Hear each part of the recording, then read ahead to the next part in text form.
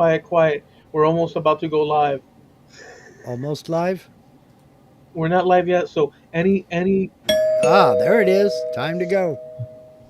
any dirty secrets you have, you can say them now because we're not live. Nobody's watching. Nobody's watching. Do they have to be dirty?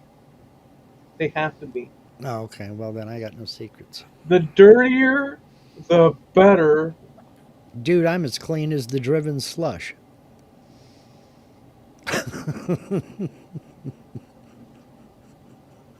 We are live. We are live. Welcome, one and all, to the Trampled Underfoot podcast with your hosts, Mark Lindsay and Eloy Escajedo, coming from the west coast of America and Yeah. the east coast of America to put out there some crazy, wacky ideas that come from the inner worlds of Mark Lindsay and Eloy Escajedo. How are you guys doing out there in La La Land? Yeah. Out there in flyover country. You're Yeah. from the east, I'm from the west. Everything else we fly over. How's the Mm. in betweeners? Yeah, there you go. The in betweeners. That's even better. Um, Need to put up a sign outside of my shop that says free advice from an old man and just see what happens. You know. What if I did this? If I did the same, I went Hmm. over to the bridge, got a little stool, and did a Hmm. sign, and my sign would read, "Free advice from a lifelong Miamian um, of Cuban exile parents." Um, what do you think that would happen? $1 to $5, a question depending on complexity. Yeah. How do you, with all the Cubans walking around that have the same profile, Yeah, exactly. You just describe half of South Florida. how Oh, my much kidding, 2/3 of South Florida. how much do you Oh, think I would make from that? dude, I'm gonna do something weird and something different. I sent you a couple of links to live cameras on Kilauea. Did I you did. happen to I did you saw. happen to look at them? I did. Okay, so you saw that was during an eruption. I don't know. Well, I don't know if you saw the eruption or if it was over by the time you No, I was seeing checked it. them out. I was seeing it spewing out Hmm. towards the left, from the right to the left. Yeah, they're shooting way out over the thing. Now, so you saw that. You saw the size and the scale. I have a video to show you, and I'm gonna share my screen. There is no audio to this. Okay, and now let me bring it in. All right, can you see my screen? I can. You can, okay? Now it's a very short video. And now, let me stop right here. You see, this is the crater that we were looking at. That eruption was coming out of. Yeah. Okay? Keep your eyes about right over here.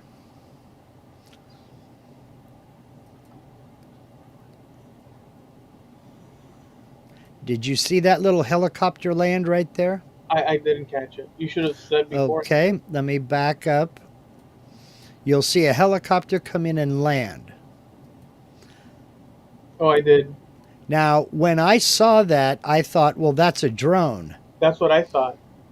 But now there are people running out. There are people right there. Then they just jump back in, and now it's going to take off and fly away. That's crazy, dude. So it's huge. Yeah, that's what this video. And there goes the helicopter. That's the takeaway from this video is how big this damn crater is. And that's this crater up here in this thumbnail here. When you, in fact, let me switch over to live. When you look at that crater, it doesn't look that big. Well, you can't judge it. Yeah, and let's see. This is cam B. Let's look at cam A. This was a few days ago when it was erupting. Yeah, that's when it was erupting. That's not live. Um, Anyway, there's cam C. Let's see. No, it's Cam C is in the clouds. All right. Anyway, you get my point. My point was in this whole thing, you don't get how big, whoops, you don't get how big that damn crater is until you see that little toy come land and then people get out of it. It's like, holy hell, that thing is humongous. Freaking huge, dude. It really threw me off. Linda showed me that video, and I'm like, because I didn't see the helicopter come in, that I didn't see the people. But she showed me that video, and all of a sudden I saw this thing take off. I'm like, wait a minute, what was that? So she replayed it. And I'm like, damn, that's how big that thing is? Yeah. And that last eruption that I sent you links to, I think Linda told me that that lava was shooting out 1,000 feet. So roughly 1/5 of a mile, 2/10 of a mile was how far that was shooting out. That's insane. It's crazy. I mean, nature's scary sometimes, man. Tell the people at Herculaneum and Pompeii that. Yeah, really. They'll tell you, yeah, it is. Only slightly. But anyway, what I'll do is I'll go back and I'll get that video and I'll put that over on the Trampled Underfoot podcast Facebook page. It's a real short video, 27 seconds. But that video was taken about 2 months ago. So, yeah, Linda says that crater that lava was shooting out from is as big as a football stadium. And with that helicopter and people getting out of it, you can see how big that really is. Because it doesn't look that big. It really doesn't. It's huge. It's But you freaking can't judge it humongous. from the screen. You can't really judge it well. No, that's what I mean. There's nothing there to compare it to. So that was just a little something to throw at you there. I just happened to see that I had that open. I'm like, oh yeah, wait a minute, I got to show you that. But that wasn't one of my topics. It's good though. So, Did so you? what's? Or did Go you? ahead. Yeah, I have. We got smoke coming in from fires in the area and what have you. Linda's been coughing and gagging, and now I'm coughing and gagging. It's got So, that sort of soot smell in the air. hmm yeah, yeah, We get that it's too. pine forest, you know. Yeah. So, so it. Let's see, and that's it. It messes with the sinuses. It messes with a whole bunch of stuff going on. So, it's like, um, I had a question for you. I'm 64. I got the white beard. I got the blonde and white hair. I got the old man thing down. All right. Linda and I were talking earlier You today. look like a babe strolling along with mama being pushing you in the little thing through the mall. Mm-hmm. Yeah. Yeah. Right. Right. You just keep thinking that way because you're the only one that thinks that way. Um, in fact, I've got the beard, I've got the blonde white hair, I've got the bib overalls, I got the gut. All I need is a John Deere hat, or a hat from a feed store, and I got the Jolly Grandpa thing going Isn't on. it amazing though, Mark? Yeah. Like when you contextualize Hmm. like existence and all that, isn't it amazing? Yeah. But at the same time, it's yeah, because I think of my dad, and then I think of and my grandfather, and then Hmm. you know although, but then I also think I'm kind of different too than them, Hmm. because I look more like my in a sense I look like my grandfather more.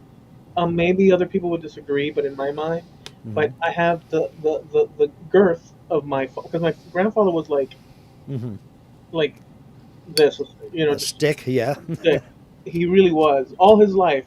But my dad and I, for some reason, weight fluctuates Hmm. to the chubby. Once I got past my 30s, I got into the chunky, moments of life. But Yeah. but yeah. So continue. Well, I don't know if you've come across it. Um, I almost I got real close to it a couple of days ago. Don't even remember where I was. But there are certain industries where you're around people, service industry, food service, or someone behind the cashier, behind the counter, what have you. Have you heard that patronizing, condescending speech that some people like to give older folks? Like, well, Would you like a straw with that? here's your table. I'll be right back with some glasses of ice water. Let you take a look at the menu, and I'll be right back. You know, that kind of thing. I'll give you your time, sir. Take as long as you need. Something like that. Yeah, you know, just Don't being. don't break a brain cell, sir. Yeah, exactly.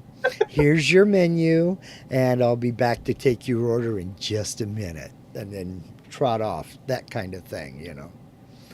And it got me what this person got really close to that, and I was like, I could feel my jaw tightening, you know, like don't patronize me, you know, that kind of thing.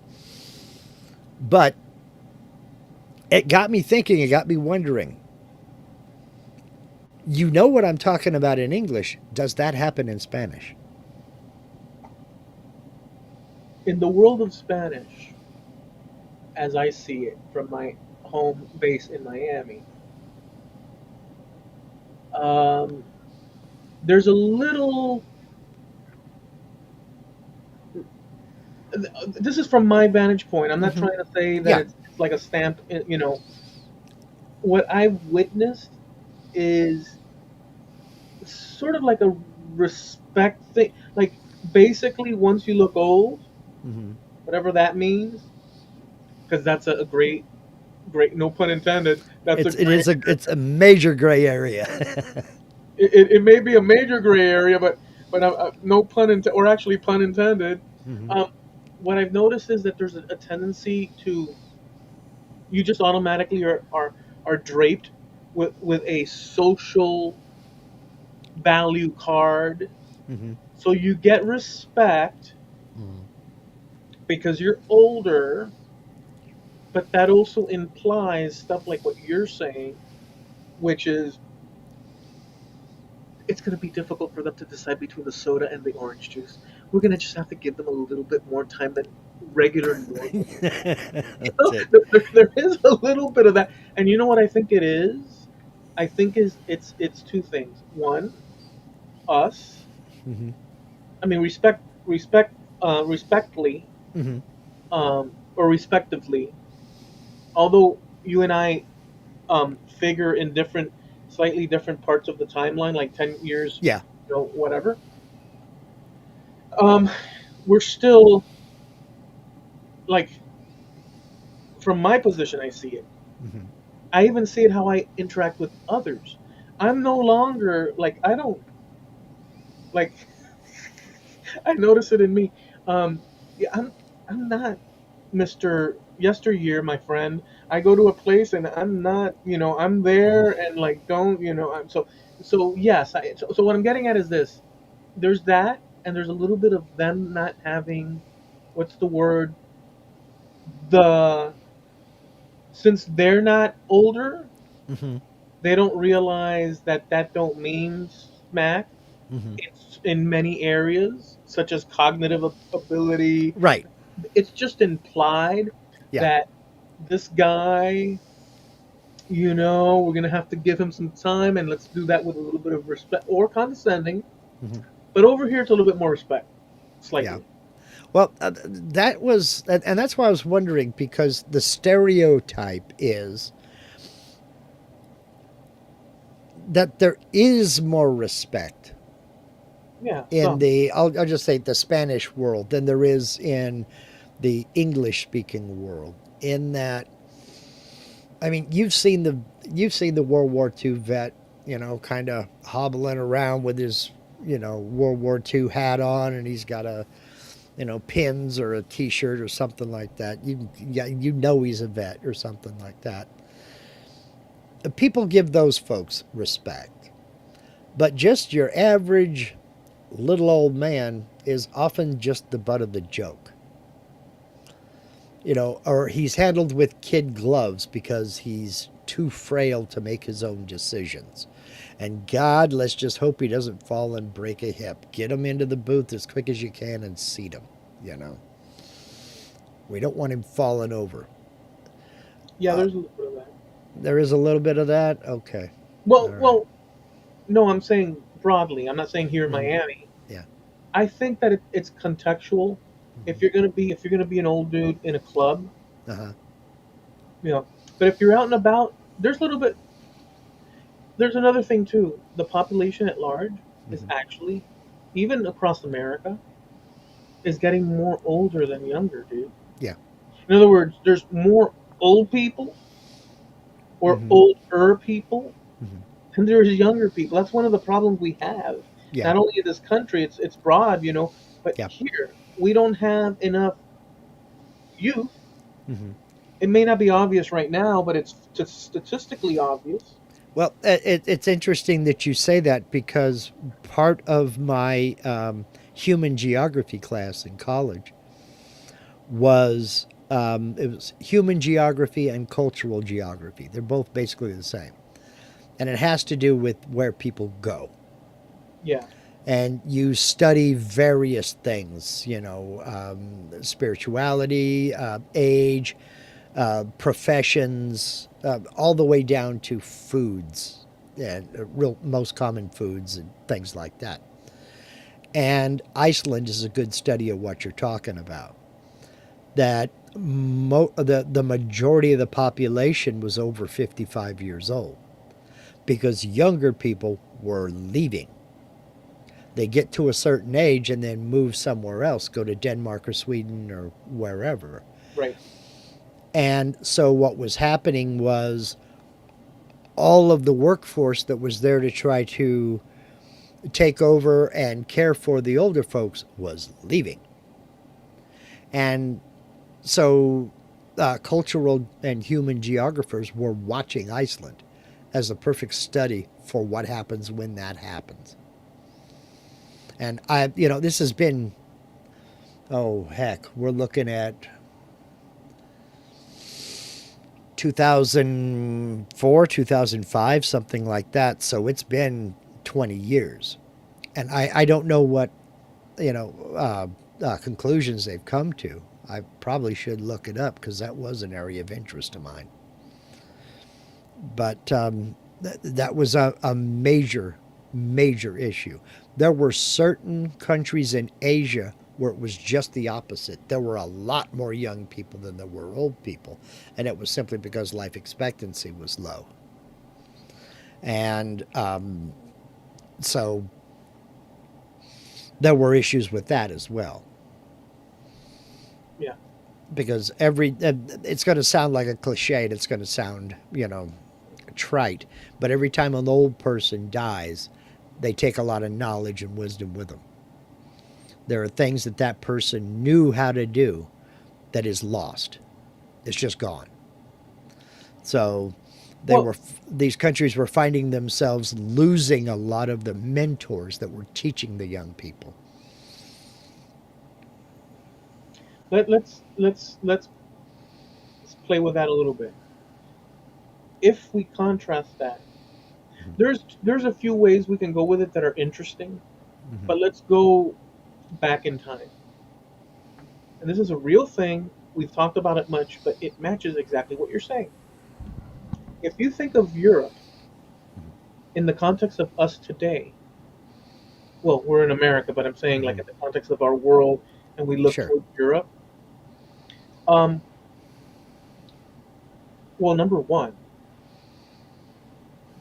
in places like Italy, Spain, and maybe other locations within European countries that are maybe in their rural areas, Mm-hmm.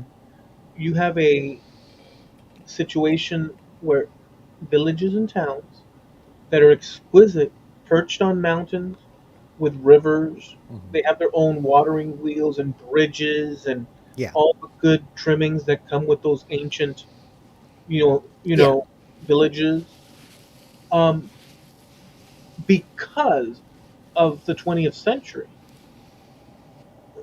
these villages in the early part of the 20th century were chock full of Yeah. life. Parents, grandparents, and children Hmm. going to local schools.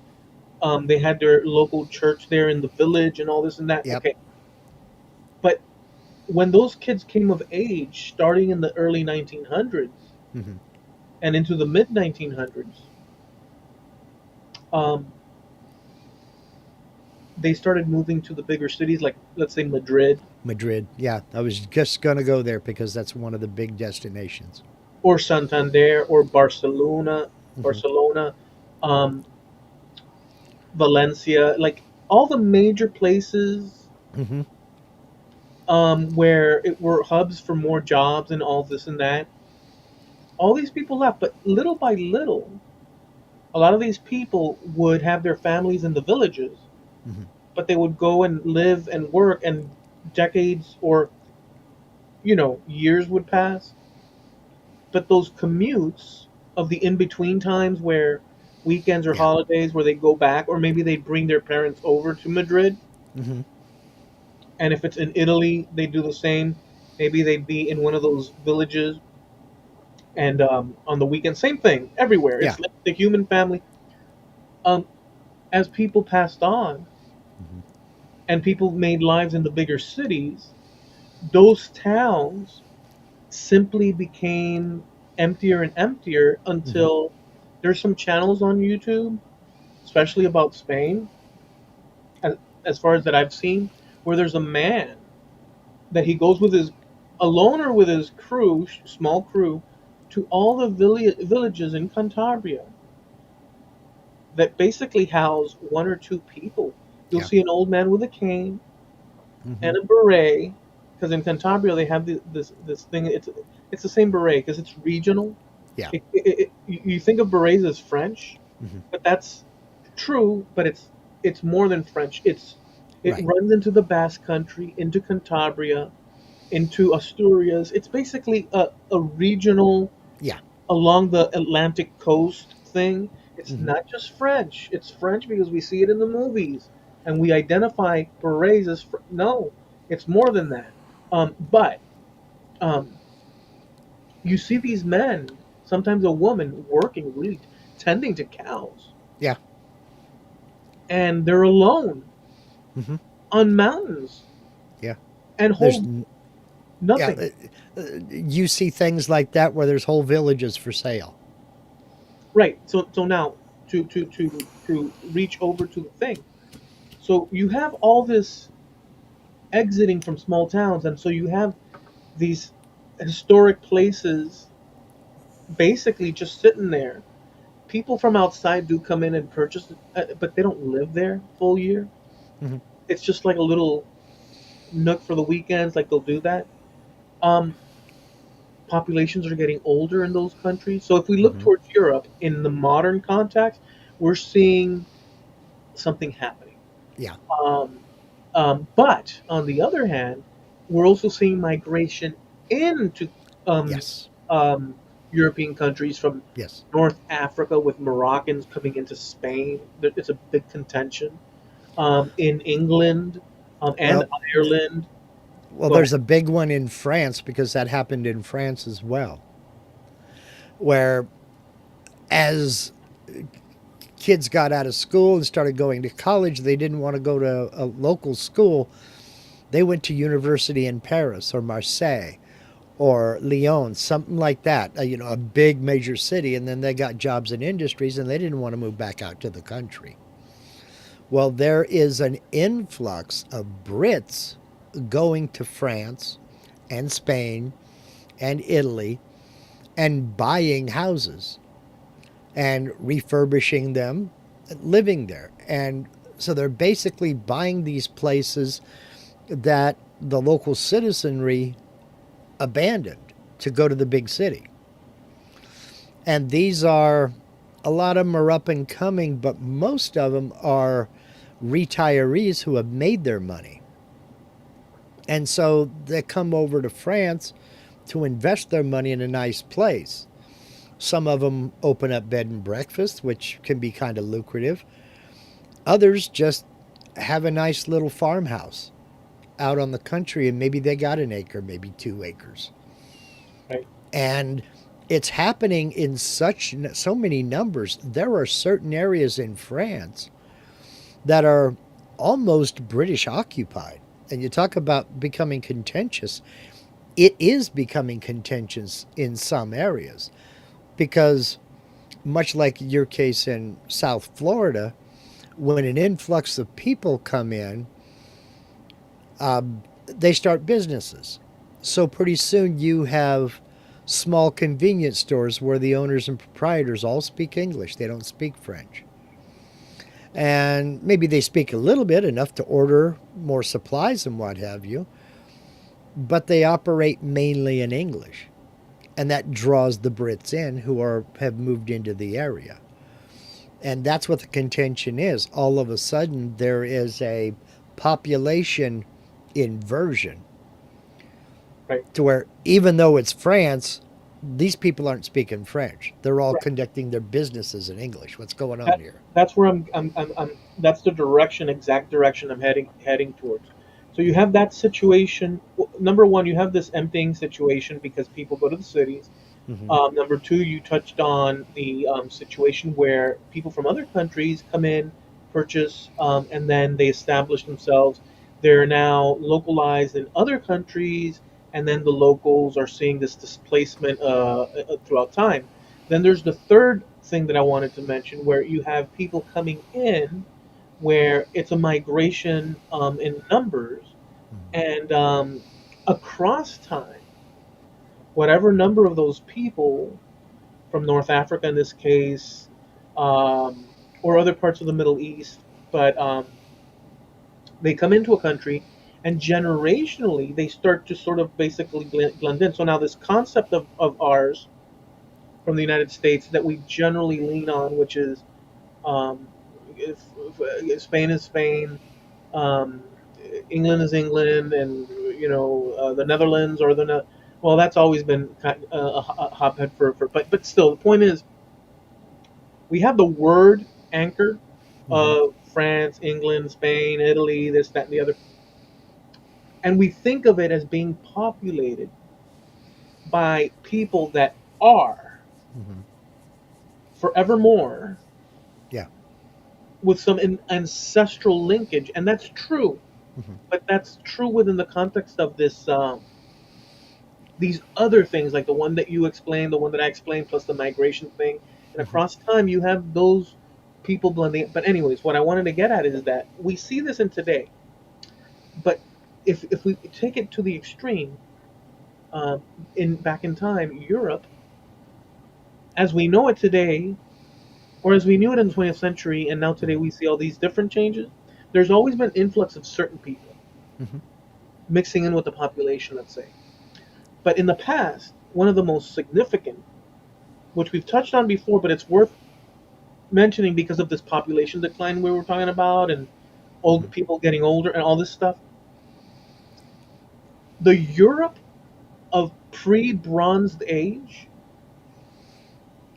the people in Europe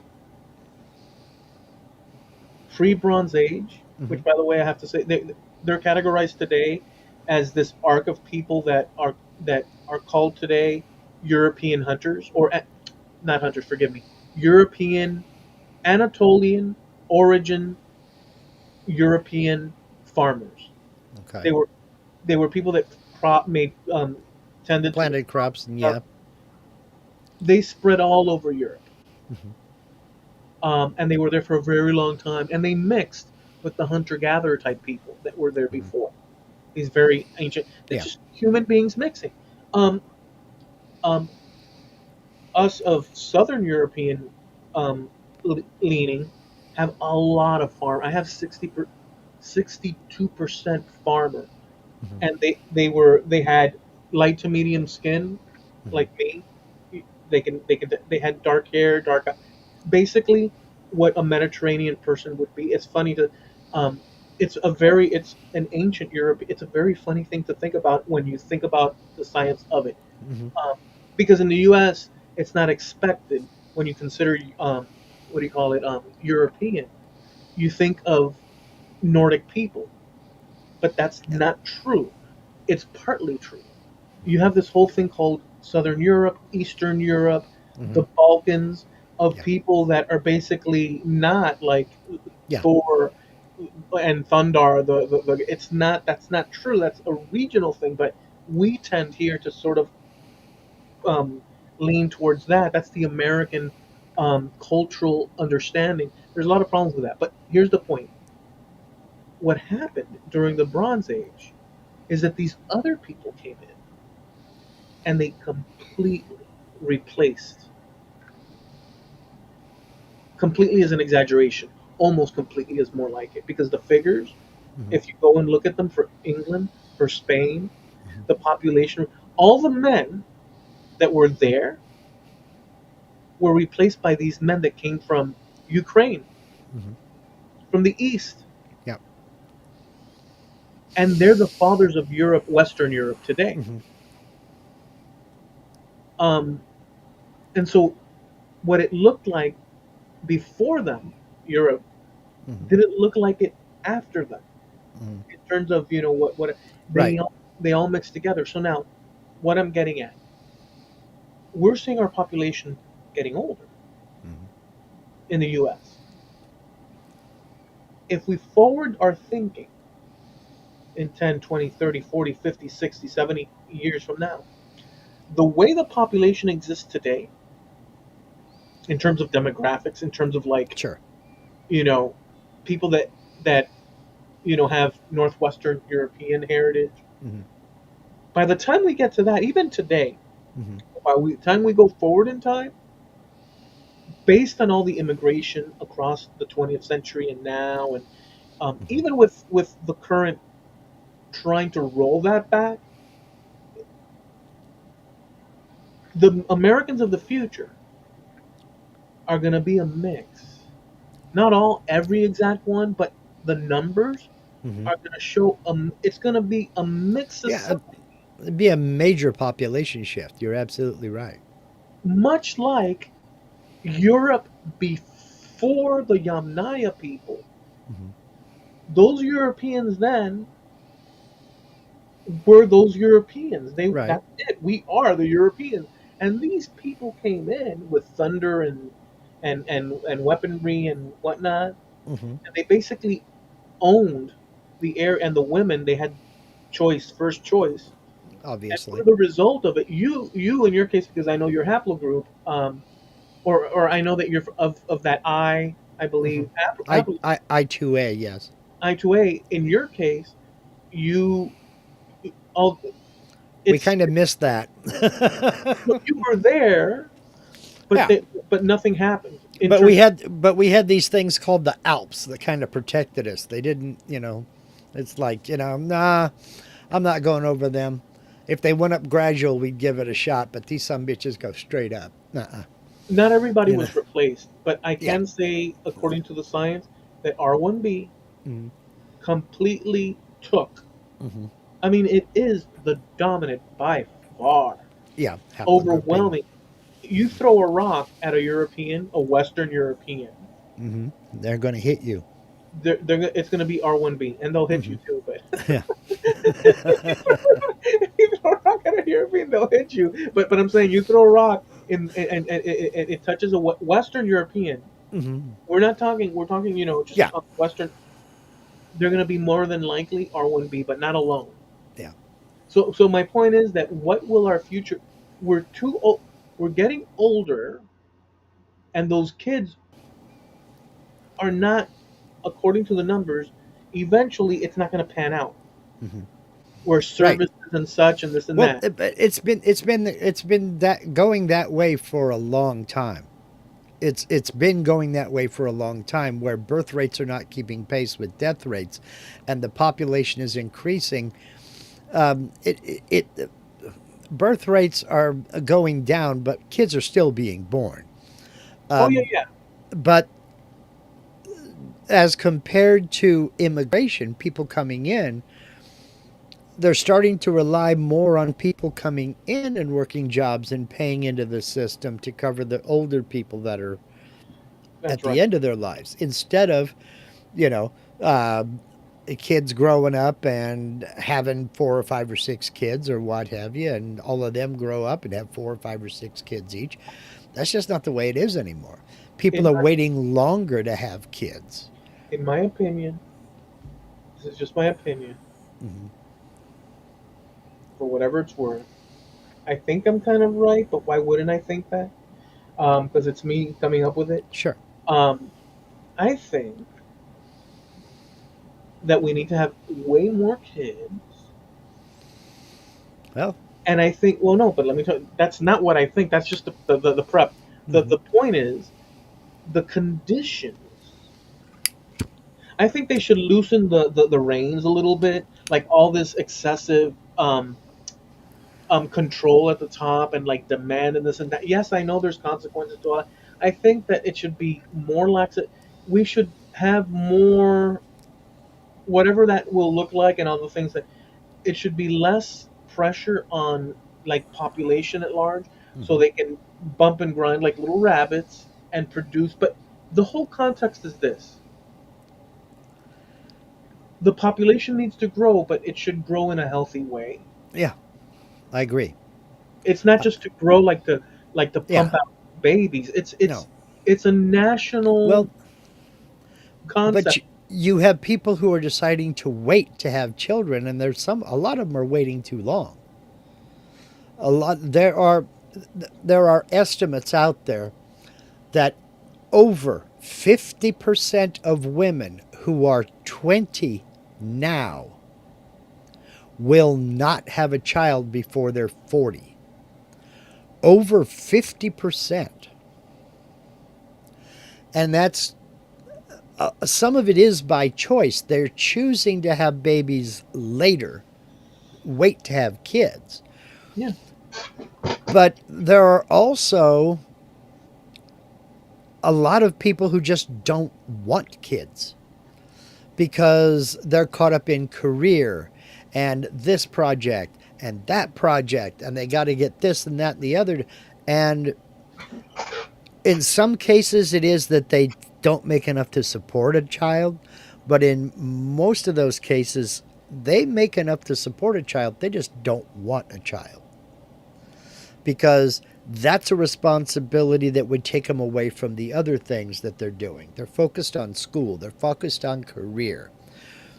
We've put a lot of pressure on our younger generations that you will not amount to nothing if you don't go to college. So they're not getting out of high school and going to work at the factory anymore and starting a family.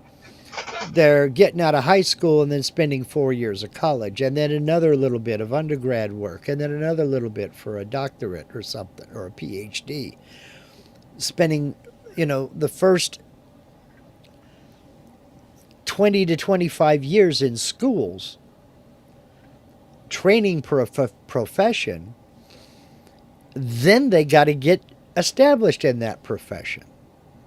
So it's taking them longer to get to a position to where they're even thinking about starting a family. And for a lot of them, it's just too late. So we got to stop putting so much pressure on our kids about college. but that's not that. That's one of the factors. But another factor is economic. It's expensive to have kids. Yeah, It's just expensive, believe me. Linda and I have done our part. Between the two of us, we got five of them. All right, so we did our part. You gotta do your part. Go out there and multiply, homeboy. yeah. Well, that's a problem because I think too much. Believe me, you don't got to think to have kids because I can say that with confidence because if I'd have thought, I wouldn't have had kids. No, I'm saying Okay. no. I'm saying look, the the choices of people going to college, Mm-hmm. uh, being one of the situations, economic pressures being another, Mm-hmm. society, Mm-hmm. exposure to media, the broad scope of that across time appears to have, and it's worldwide, Mm-hmm. appears to have shifted certain concepts. Yeah. Yeah. Big Whether time. whether it's whether it's what you're saying because of the pressures of schooling and then being pressured with these payments, or whether it's that because the economy at any given point in time is fluctuating up or down, whether it's just all the pressures that exist out there. It's not like there wasn't pressures in the past, but here's the thing about no another thing before I say that what I was going to say. We can't guess what individuals Mm-hmm. reason out and what myths or Mm-hmm. legends they or roadmaps in their minds, like what's this value, Mm-hmm. what's this value. Mm-hmm. We don't know how they construct their worlds in their heads, so Yeah. we can speak about the trajectory, and I'm just speculating that because of all the things, exposure to all this news, negativity, Well, percolate. and the Instagram influencer out there living her best life, it's all a bunch of BS. You can go to rent a set that looks like a private jet. You pay $50. You walk in there, you get your Instagram glamour shots. You walk out, you post it up, and it looks like you're, flying your private jet to wherever. That kind of crap, a steady diet of that kind of crap, showing people that you're not living the best life you could be living. You should be out there doing this. If you're 25 years old and you don't have a Lambo, what is wrong with you? You know, For a it's society, not reality, is what I'm getting at. for also for I think for a society to either maintain or grow, Mm-hmm. you really, and this might sound controversial, but if you reason it out just on a logistical thing, and there's arguments against it too, so I'm aware of the argument against it, Mm-hmm. and I'm not saying that it's the one that I'm going to suggest. It could be the opposite of it, or it Yeah. could be a combination. So I'm not trying to like. I'm just saying, Yeah. if you have the population where you have, and I know I just saw Jim pop in, and we have talked about this before, but if you have the population where funding Mm-hmm. or the access to goods becomes more distant because of economic struggle, just all the factors that might exist, Mm-hmm. for the majority of the people that happen to be on the lower end of the scale in terms of economy and this and that, just the systematic, natural way things go, you get a broader, lower economic population, Mm-hmm. and you get more of a top tier gathering of money at the top, done lawfully, Mm-hmm. sometimes not with certain folks, but other folks absolutely lawfully. Whatever that looks like, just that gap. Mm-hmm. And there's an opposite argument to this, but if people are fairly intelligent and they see all these negativities, like what social media, Mm-hmm. the education thing, and all this piling up, it might not be very conducive to them producing more children, because the people at the end of the Well, spectrum that have mm-hmm. wealth, they can produce the children in a more relaxed way, but they don't have the numbers Mm-hmm. that are needed to produce children that the population at the bottom, let's say, have, Mm-hmm. so that they can fill in services and this and that. So you Uh, have a problem mm-hmm. where you have a situation that creates a distance. The country needs that population to produce children. Right. They need to be in a place where maybe not the lap of luxury of these people over here, but not. You're talking about a middle class. We need a middle class. And that's part of the problem. That's exactly what we were talking about, was the elimination of the middle class when all of the industries started moving out of the country. Yeah. We still have some industries, but look at Detroit and Flint, where basically they were driven by the automobile industry. And then when those plants started shutting down and moving to Mexico or other places, those jobs left, never to return. When the steel industry crashed in Pennsylvania, those jobs went overseas to China, never to return.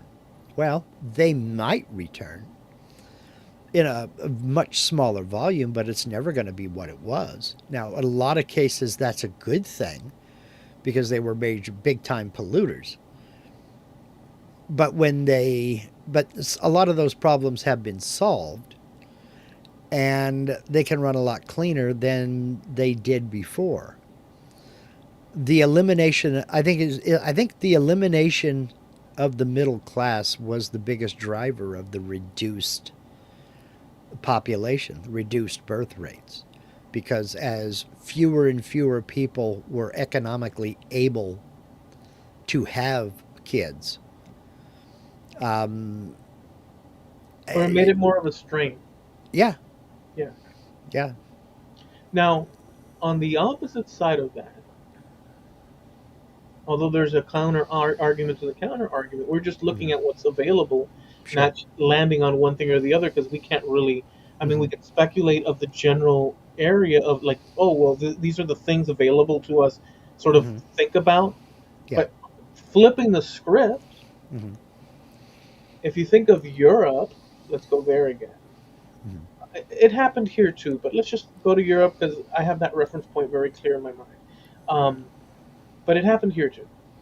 If you think of Europe in the 19th century, rolling into the 18th century, but let's say from the 19th century coming in into our like era where the 20th century, yeah, we were born halfway through there, more or less, which was the best time. You think of families living in rural situations many oftentimes.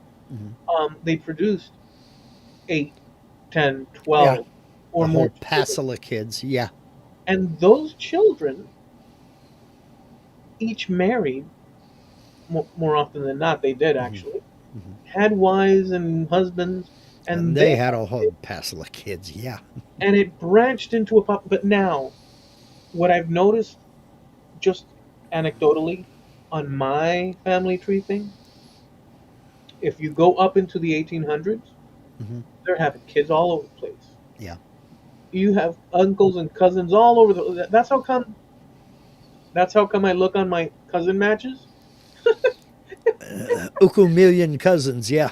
I have cousins. I have cousins all over the world, not only in Spain, hmm all over the world. In the U.S., you wouldn't expect because we came here from bouncing from Spain to Cuba to here in the last century. hmm We weren't. I was like my direct family was not here in the Americas up until the 18 until 18. Let's call it 1899. From hmm 1900 this way, that's when we started coming here. hmm That's it. hmm But and yet I have cousins over here galore.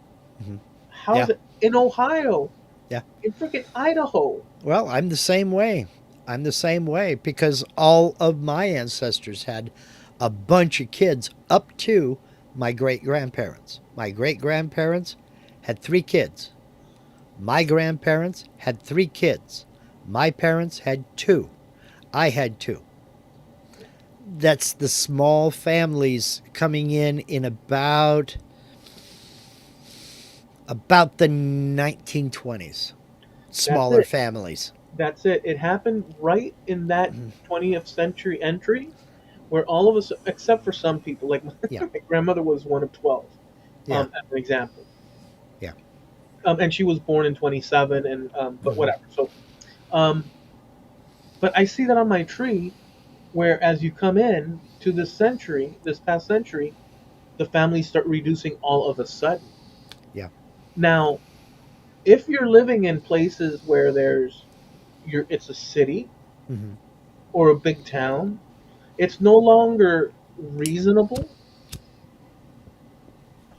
to have 12 children living Well, in the corner apartment of. and there's also no need. There's also no need, and that's a big driving force in that. And I'm going to speculate it was probably a driving force I think that in that's your interesting. family tree as well, because these were farmers Correct. and kids were free labor. Because Mhm. it's just as easy to cook 3 pork chops as it is to cook 2. So it's just as easy to feed 12 kids. My great grandfather had 13 brothers and sisters. When he married my great grandmother, they had 3 kids. He didn't need to have that huge labor force because he did have a very small ranch, but he was a logger. So he was away working a job somewhere else. And grandma ran the little farm, just enough to have chickens and a couple of cows and a goat and things like that, just enough to keep things going on the homestead while grandpa was up in the hills. Right. So, but his parents, my great grandfather, they had a whole bunch of kids as well because they were farmers and those kids were free labor. Once you get into the Industrial Revolution and people started moving into town and getting jobs, families started getting smaller.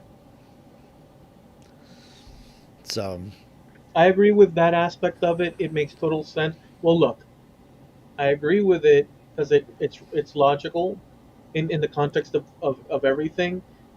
You just so if this is theorizing, we were now tossed back into farming situations.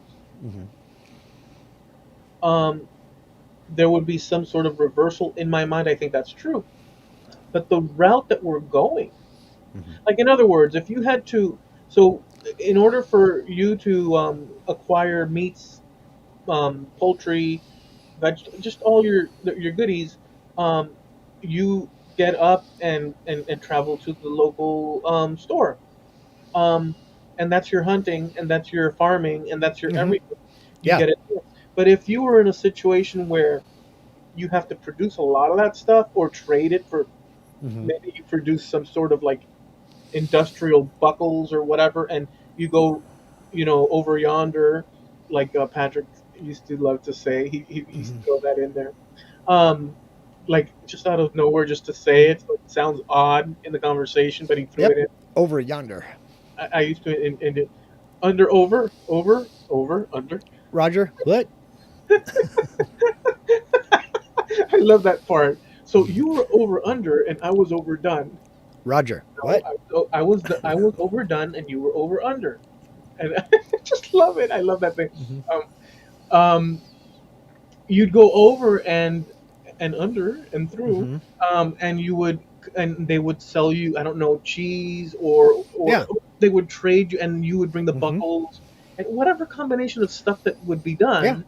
Um, and then in that process, you want more buckles and more mm-hmm, production of whatever, mm-hmm. and you have more babies, and so I reason with that. But we're not in that world. But we're in a world where, I mean, us specifically are not in that world. There are farmers out there, Mm-hmm. but a lot of the farmers are complaining with a lot of the stuff that's been happening as of late, Oh yeah. because of the situation where they need cheap labor in order for them to make the, what do you call, Well, profit to keep their thing going.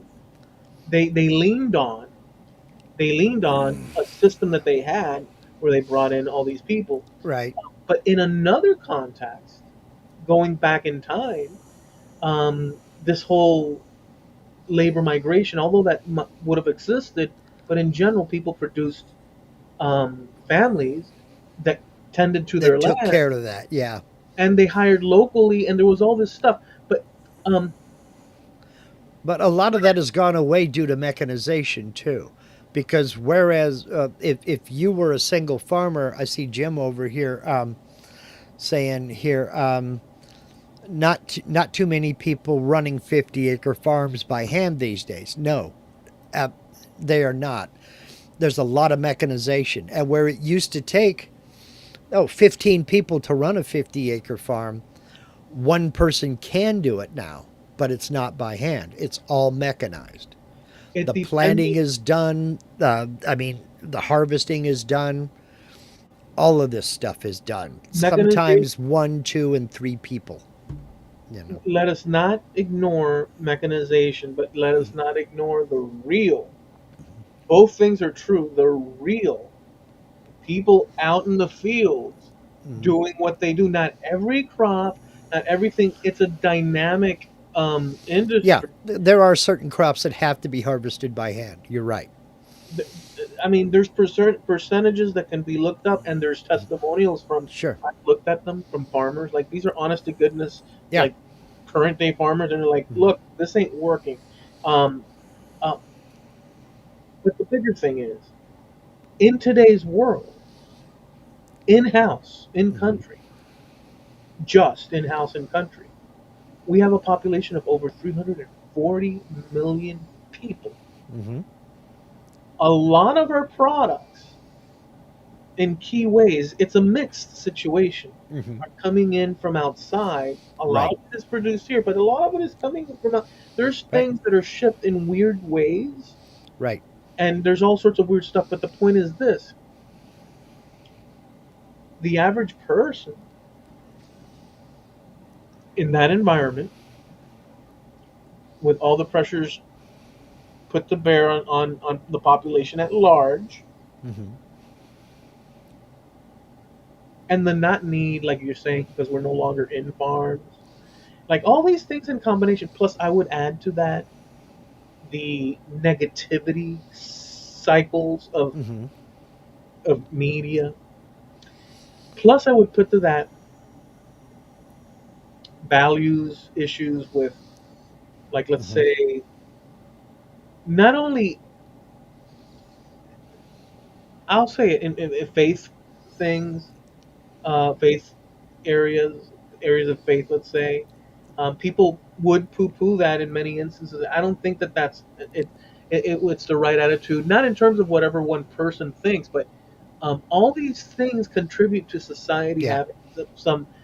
I mean, if you know that your And neighbors and you're all not forced. Now, I'm not talking about force. I'm saying that the natural way somebody picks up the term, "hand me a pop" instead of a Coke. Those regional things. Why am I using that? Because I'm saying that maybe when you see the habits of your neighbors generationally, and it just folds yeah, in you pick up a certain current. attitude, a certain trend, yeah, a certain way of living. Your Some glue, a regional norm. You know. a glue, Yeah. a cultural glue. I think that in combination, all those things, the things that you were mentioning that I Right. brought up, um, all of that has turned in the direction of less production of children because of the conditions aren't like Yeah. there. The Uh, conditions aren't conducive. A lot. Some of it is self-imposed individually. A lot of it is not. But my broader point in all of this is if we can do something to remove just one or two of those things, maybe the trend will stop going down and plateau. If we can eliminate four or five or six of those things, maybe the trend will start swinging up. Because, excuse me, people are social creatures. Men and women are going to get together. And that's all there is to it. Men and women are going to get together. And if you take the pressure of, oh God, I can't have a kid now, I can't have a kid now, I can't have a kid now, if you take that away, maybe they will have a kid now. You know? It's it was easier back in the day because a dad, a guy fresh out of the army, could go to work for Maytag.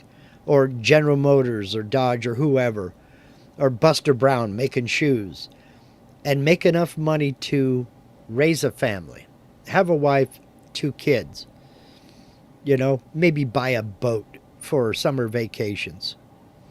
I don't mean a big yacht. I mean, a little four-person boat with an outboard motor on it, to go fishing, dig Jimmy fishing. Um, that could be done, but those jobs are gone. We as a society have let them go, and we have decided for people that those jobs are beneath you. You don't want to be a plumber. You don't want to be an electrician. You don't want to be a tradesperson. You want to be some rich executive bringing in a six-figure salary. And in fact, you have to be that or you're a failure. I And blame government more than I blame the average no, citizen. I no, I'm blaming society as a whole because we have put all that pressure on two generations. You know, we put all that pressure on two generations. Now, you and I didn't feel that. I'm late boomer, you're Gen X. We didn't feel that. We came in just before that started happening because that started happening really hot and heavy in the 90s. If you worked in the trades, you were a loser. And it's gotten even worse. You got to figure now a guy doesn't get out of school and get established and get on track and have his act together. He's established until he's about 32 to 35, somewhere in there. By that time, he's looking at the ladies in their 20s. He's not looking at 35-year-old women, he's looking at 25-year-old women. So you have, I hesitate to put it in these terms, but I'm going to. You have a whole crop of women who are not ever going to have kids. Again, it's one factor. But by basically removing the middle class and removing those middle class jobs, we have set up a society where you have that economic gap, where you have those who have a lot and those who have just enough.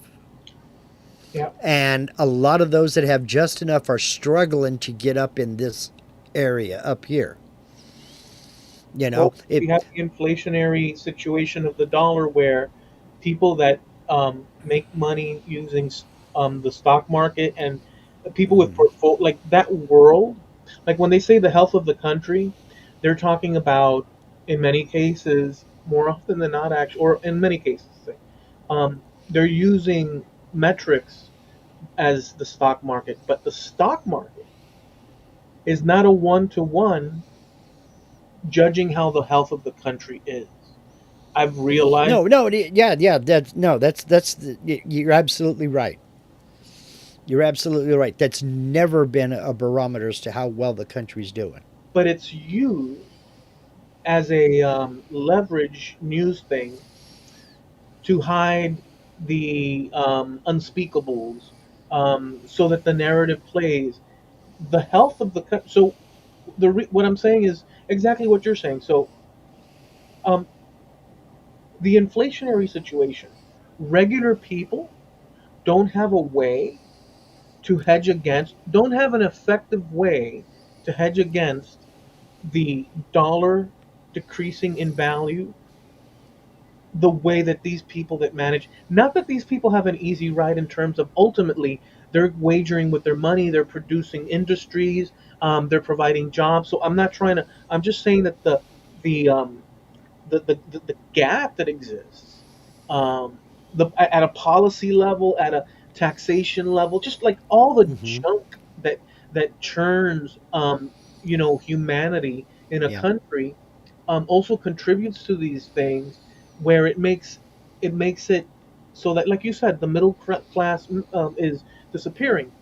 Um, so, long story short, in terms of all this, because of these factors, we're heading into a certain direction.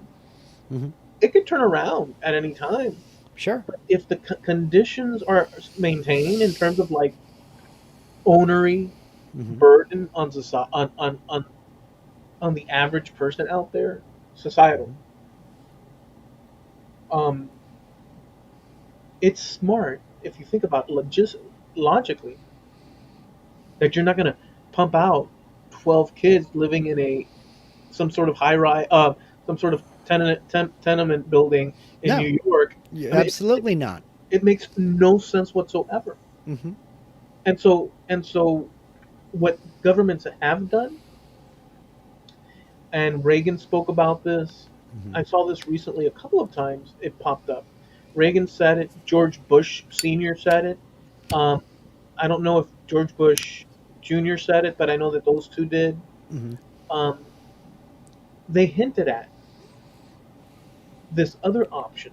People may not connect it as that, but he says it clear. They say it clearly that in this country, the way we get ahead or have gotten to be what we are is that fresh blood is always pumped into the system, Hmm. and that produce and there's speeches on that. Yeah. Reagan's exiting speech, Hmm. he explained, look, people coming in, it rejuvenates the country. Yeah. So now that's one of the alternatives that places like Italy, Hmm. um, and Spain, France and Spain. Yeah.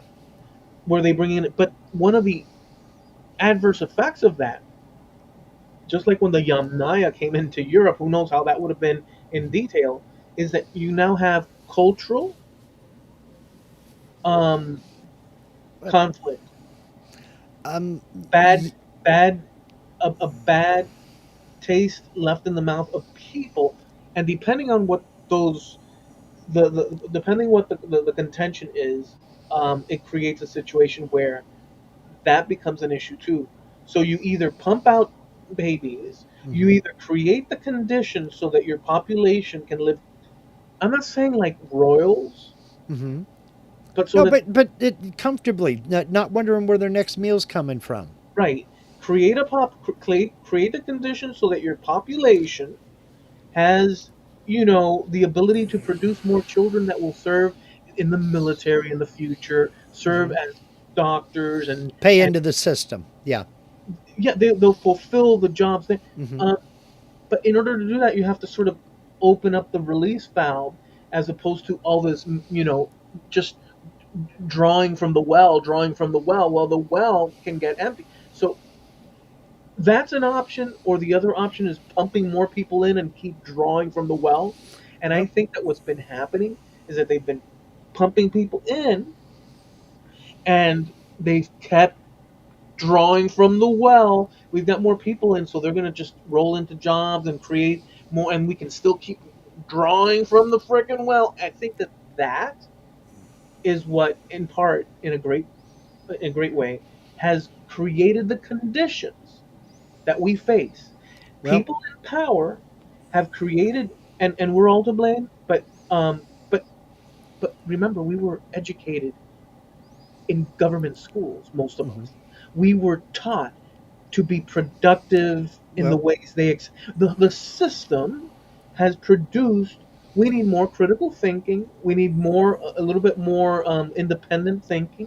We need people to yes, contribute to society, but they need to be more, also, just like our founding principles, where um, you know you're But if you don't teach that, people aren't just going to do that by themselves. no, no, I know. If I'm so, saying that you need to be. We would be better off if we had more civic yeah, minded, I more that. Yeah. yeah, I agree 100%. That's I've been preaching that from the get go. We don't teach independence. We don't teach freedom. We don't teach individualism.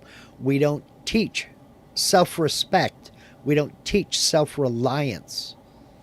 We teach, oh, it takes a village and the community will be there for you. Well, COVID taught us that the community was AWOL. COVID taught us that you can't trust the community for anything. If you don't take care of yourself, you're going to be one of those guys on the roof after Hurricane Katrina with a bed sheet turned into a sign saying, help us. You know?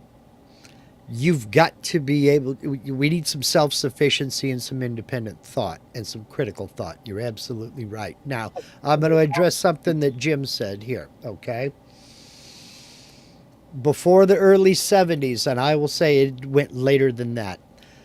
You could be a clerk at a hardware store and afford a home and a family. It didn't have to be a trade. My father was in the grocery industry for 35 years. He retired in the 80s. He made plenty of money and he was able to bring us up.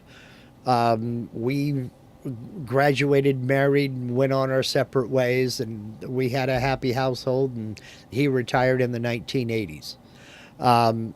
What happened was you had an influx of people who were willing to do that job for less money.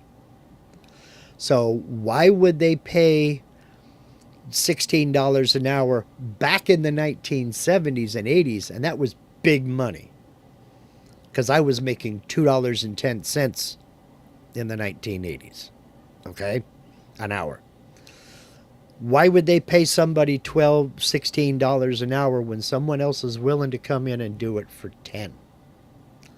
And then someone else was willing to come in and do it for 8. Well, wait a second. Hold on. That, if I'm an employer that owns a business, Mm-hmm. now this is contingent on a few things, but I'll just say with that. Mm-hmm. If I'm an employer Mm-hmm. and I can fill a job for $10 instead of 16. Mm-hmm. Now, there's a risk in that because you could assume that you're going to get more out of the 16 than the 11 or than the 10, but Mm-hmm. that's not necessarily true either. En masse, I'm going to go for the cheaper labor. Now, Mm-hmm. here's the question: Are you is the is that cheaper labor competition free market, or is there something amiss in terms of No, manipulation? competition free market. No, I'll $12 an hour. I'll do it for 10. Okay. So the wages are a race to the bottom. And what we have now is we have areas, we have a federal minimum wage, but we also have local areas raising minimum wage. Here it's $15 an hour. California, it's $20 an hour. It's now $20 for a Big Mac combo meal. $19.99 for a Big Mac combo meal. But it's also let's attach this to it. Mm-hmm. It's also, although that's true, it's also a dollar that's cheaper in its buying power as Yeah, inflation comes up. So that's what not I mean. so not only do we have the situation where, well, two things. What you're saying is one thing and what I'm saying is another, although they overlap. If you Well, let me just say the contrast because I'm agreeing with you, but I'm just saying on the one side you have now to pay for your employees, so you have a Big Mac that's whatever the amount, Mm-hmm. much more than before. So that pays for the employee and this and that and the other because now you're paying the employee. But apart from that, you have a dollar that across time, no matter what, Mm-hmm. is losing money. One of the worst gaps was from 2020 till today, Yeah, where it dropped 25 cents. So you're right about that. But what I'm talking about is on top of what you mean, what on top of that, it's been artificially inflated by this further. On top of all that, it's been artificially inflated by this increase in a minimum wage, because now the dude at Mickey D's has to pay each person on the French fry basket and on the grill. They're all getting $20 an hour. yeah, I understand that. Yeah, So, and he's going to have another thing that's factored into this is there are no benefits because they have to be a full-time employee to get full-time benefits. So, I'm not going to hire 10 full-time employees and pay all these benefits and all that. I'm going to order 15 part-time employees and nobody's getting benefits. So now these people have to go out and buy health insurance on the open market because the job isn't providing it. And yes, there's a high turnover, but for paying minimum wage, I can afford to continually train people. And when they start moving up the ladder and start making a little bit of money, make things tough on them so that they quit and bring in a new person that I can pay the least amount to. That's the situation that fast food industry is in. You Th- want to know why you want to know why your Whopper looks like crap? It's because somebody who's never done it before put it together. So those are situational things, and Mm-hmm. it leads to worse quality, or at least I've seen that example.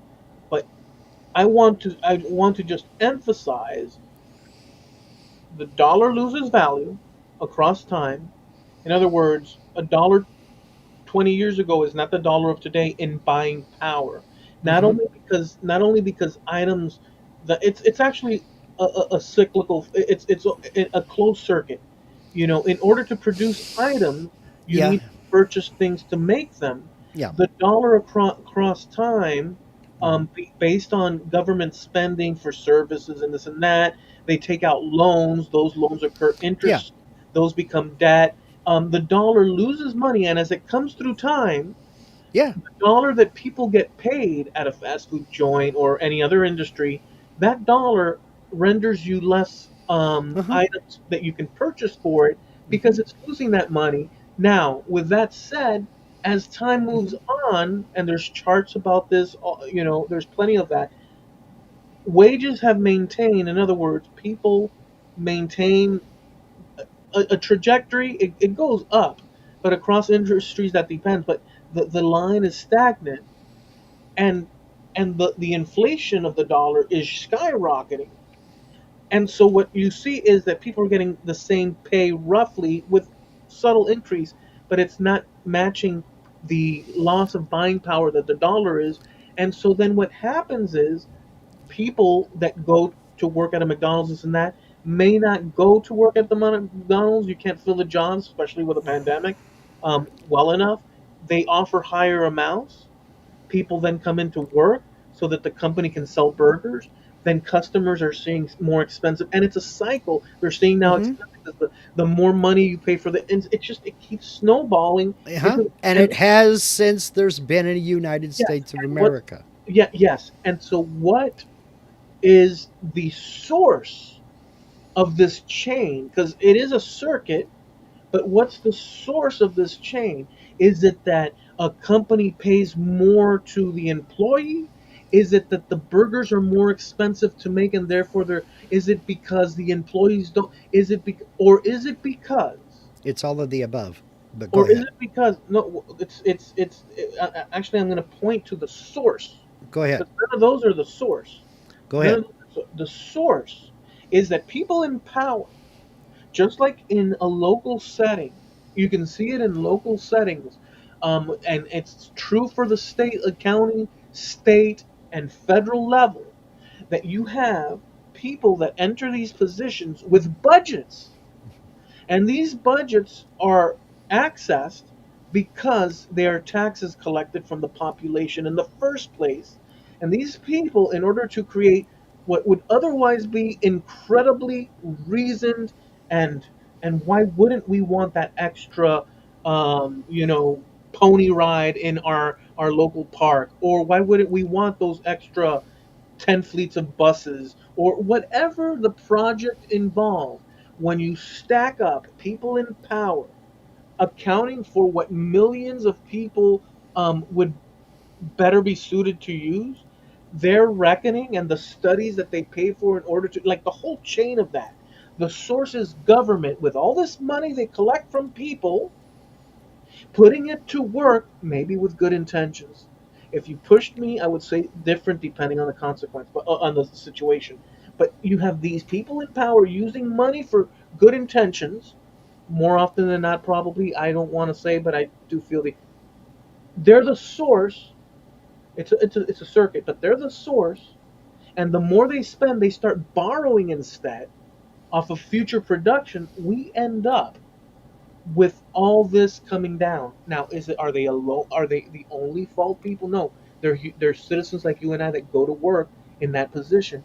But when you get into power and you have all this spending ability, and it's kind of like what Friedman used to say, you know, who spends their money better?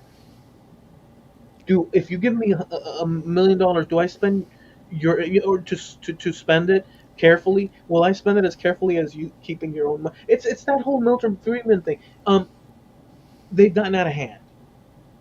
They've gotten out of hand across time, and so now we're here with excess, and so that's my point of view. Okay. Mine is all of the above. All of the above. There is no source for a bad economy. There is no source for a good economy because economies are dynamic. They're not static. If a government puts a regulation on an industry, that industry leaves. The money goes away. We saw that with the steel industry. We saw that with the automotive industry. Here locally, we saw it with the timber industry. When regulation makes operating such a burden they can't afford to stay in business, they close down, take all their equipment, and go somewhere else. We saw that happen here in the 1980s when every timber mill except one, when there used to be 13 timber mills here that employed more than half of this valley, when they shut down and left one timber mill running 1 day shift 5 days a week, we had 32% unemployment Who when I made them left shut this down for valley. It was over regulation. government? Yes. That's what I'm saying. Well, that's what I'm saying. It's dynamic. That was only one factor. The other factor was, and I blame Canada. That's exactly what it was. It was softwood lumber war number one. All this regulation went up and increased the price of American timber. Canada went, aha, and immediately cut their prices. And people weren't buying American timber anymore. They were buying Canadian timber because it was. Now remember, this is early 1980s. It was 50 cents cheaper per 2x4 to buy a Canadian 2x4 than it was to buy a US 2x4. And We why did couldn't that we affect couldn't we couldn't compete. So it was a dynamic market. There were two factors, two of the main factors right there. which Okay. one? And again, government regulation and softwood lumber war with Canada. But the softwood. Okay, if you have a Walmart and a Target across from each other, Mm-hmm. they all both employ people. Mm-hmm. Your local area has the population that it would have, and people go shopping. Okay, but this wasn't a Walmart and a Target. This was one nation versus another nation. That's a No, I'm trade getting. war. No, I'm getting to that. You I'm know. getting. I'm comparing. I'm clear. If you have these two businesses that are like businesses on one side of the road and then in the middle, and there's a lot of that in America. Um, you and I are free Mm-hmm. to do our purchasing in either or even in the same day both, or you could spend a whole day eating the pizza at the one place. I mean, you can do whatever you want. In this situation, there is at that level, there is no other thing but the war between collecting as many based on how clean you keep the place, how all the factors involved, the products you sell, like whatever. There's only a war of drawing people in from one to the other based on the products that they have. Free market capitalism there without influence at that level. At that Mm-hmm. level. But you're talking international, even though we're talking international because that affected other aspects because immediately tariffs went into place. Yeah, but I'm trying to. Um, Canada did not lower prices. We have lots of forests that'll easily. Bullshit. Go back and look it up. We're talking in the 1981, 82 Yeah, but I'm trying to make. I didn't time even. frame. Uh, the reason I'm using. Okay, let me Mm-hmm. say it like this so you understand where I'm going. I understand where you're going, but what I'm saying is a Walmart and a Target do not compare to the United States and Canada. You Can have I say where various I'm going? different. That's exactly where I'm Well, going. then get there, please. You said you knew, you don't know. So let me say it. I'm comparing with this first example. very Mm-hmm. clearly unambiguous, that you have an in-house free Mm-hmm. market war between two people. And I said that's one thing. Mm-hmm. That is okay under the conditions of people deciding to go where they want. Yeah. Now, when you have a business in one country, so that I made that example, and you have a business in the other country. Now there's something different, as you suggested, that now there's an international situation. There's two countries. And what's involved in the middle of that? Government. Yeah. Like I said, but that's one aspect of it. Fine. There's many aspects, just like there's Mm-hmm. many aspects. But here's what I'm going. The important aspect, there's many important aspects, but the role that government plays is using that device of regulating tariffs or whatever you want, whatever the scenario is, of creating the um, laying out the rules of that particular back and forth. That act is not free market. Oh, I That agree. that in that moment is not free capitalism. Free what it I is. I understand. It's market manipulation. I agree. I know that. I understand that, and I agree with that. Let me get to the point.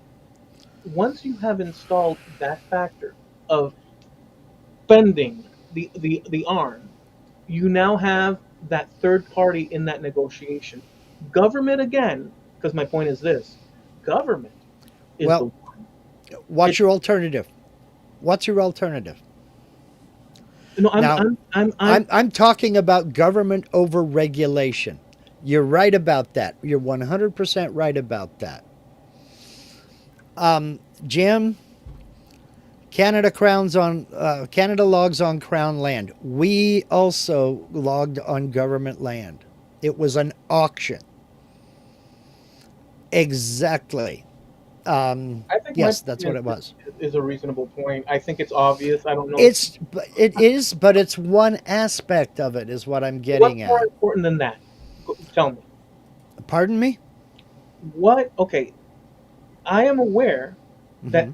in any situation, there's a million things and a constellation of things that you can look at. But what is more important or obvious than me having the power to set the conditions of the deal, and you will have no word in it because I am Okay, the government. So tell me what is more of another factor than that. I have the money, so I'm going to buy up all of these other businesses. I And then have the money, so I'm going to buy all these other farms.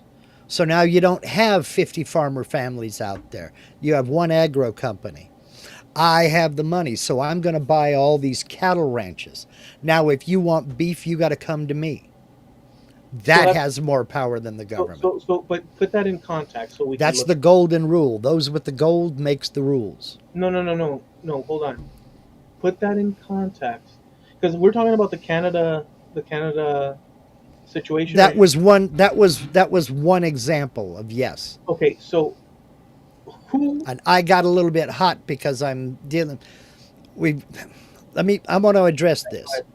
Canada logs on Crown land. We used to log on Bureau of Land Management land and U.S. Forest Service land. To cut it is put out to auction to the highest bidder for stumpage fee. Exactly the way we did it here. Exactly the way we did it here, Jim. That changed in the 1980s when all of a sudden it was better that it burn every year because that was nature and we would contain the fire rather than go in and manage the forest. That's government overreach. That's government intervention. That's government interference. Now, yes, the U.S. cuts mainly on private lands. We didn't used to, and we weren't when Softwood Lumber War One started. That was my addressing that part of it. Now, So let me back up, regroup. We were talking about that, yes, but we do have the small farmer gone. Not completely. Who are you There are a talking? lot of small farmers out there. Are you still talking to Jim? No, I'm Oh, talking about you. Who has more power? The government that makes the rules? No. Who pays the government? Without the money, the government doesn't have the power to do squat. So that's why there are so many lobbyists up there lobbying your local congressman for this, that, and the other. I'll say it straight up, Congress is for sale to the highest bidder. If you've got the cash, you can get a congressman or 12 to vote for your little project. okay, but wait a second. Hold on. I agree. So, I agree with that, but wait, but so let me. what you, well, I'm not done yet. You say, well, let me make the point. Well, I'm not done making my point, okay? So you've got large companies like when you see GE's CEO sitting in the box during the State of the Union address, Yeah, yeah. he didn't buy a ticket for that. He's there because he's somebody's buddy. He paid some money to get there. So you've got all these lobbyists and you've got all these favors going on. That's how a person that makes $172,000 a year can have a net worth of 20 million, Nancy Pelosi. That's how these officials can be so rich. It's not because they work for the government, it's because they make the rules. Again, it's the golden rule. Them's that has the gold makes the rules. Okay, can I inter? So, yes, there is the power, but where do they get the power from? Where does that power come from? Can I? Because without all that money going in, they're powerless. Okay, I don't fully agree. I agree with much of it, but I don't fully agree with your conclusion that they're that the powerless and this and that at the end. Let me explain. I agree that we have a situation, and now you can stop me when I'm wrong, or when you think I'm wrong. I didn't say now. You can do that We're, anytime. we're, Just we're, two, we're two old guys arguing about the government. Who'd have thought? Go ahead.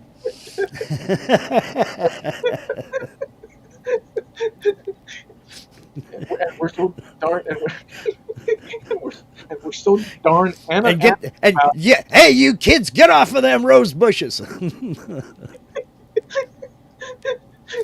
You know what I love the best about it though is that no matter how reasoned we are, right? Isn't that what you're thinking? Like, okay, This is get off my lawn on steroids. like no matter, 'cause there's a futility to it. Um, so my disagreements with so they're so minor, you know. And here's another thing. I hate to break the thing, but it's so. If somebody outside were looking, it'd just be so. It's like what? But It, to us, it's important. But to you, us, you, it's the fun part is the window's open behind me, and my next door neighbors they go out on their front porch to smoke. And they smoke as much as I do, so they spend half of their lives on their front porch. I wonder what's going through their minds right now. Who's he in there yelling at? let me try to sort of. I agree that we have a situation where you have this government Mm-hmm. that is elected, and they do the campaigns, and people are like, oh wow, Mm-hmm. that's awesome. And let's be honest, they're elected based on whether they have an R or a D next to their name. That's the major part of it, Mm-hmm. and cycles of people getting fed up, and then Mm-hmm. all this stuff. Okay, so but now they enter in this position of power, Mm-hmm. up and down the scale thing, um, and they fill these positions, and they're there in our minds to represent us, but Mm-hmm. us is 340 plus million people. Okay, Mm-hmm. now you and they also collect money from us through the jobs we make and this and that. But now there's this other thing happening Mm-hmm. where you have people of industry Mm-hmm. with power and money Mm-hmm. that have, you know, automotive or whatever Mm-hmm. industry in house, Mm-hmm.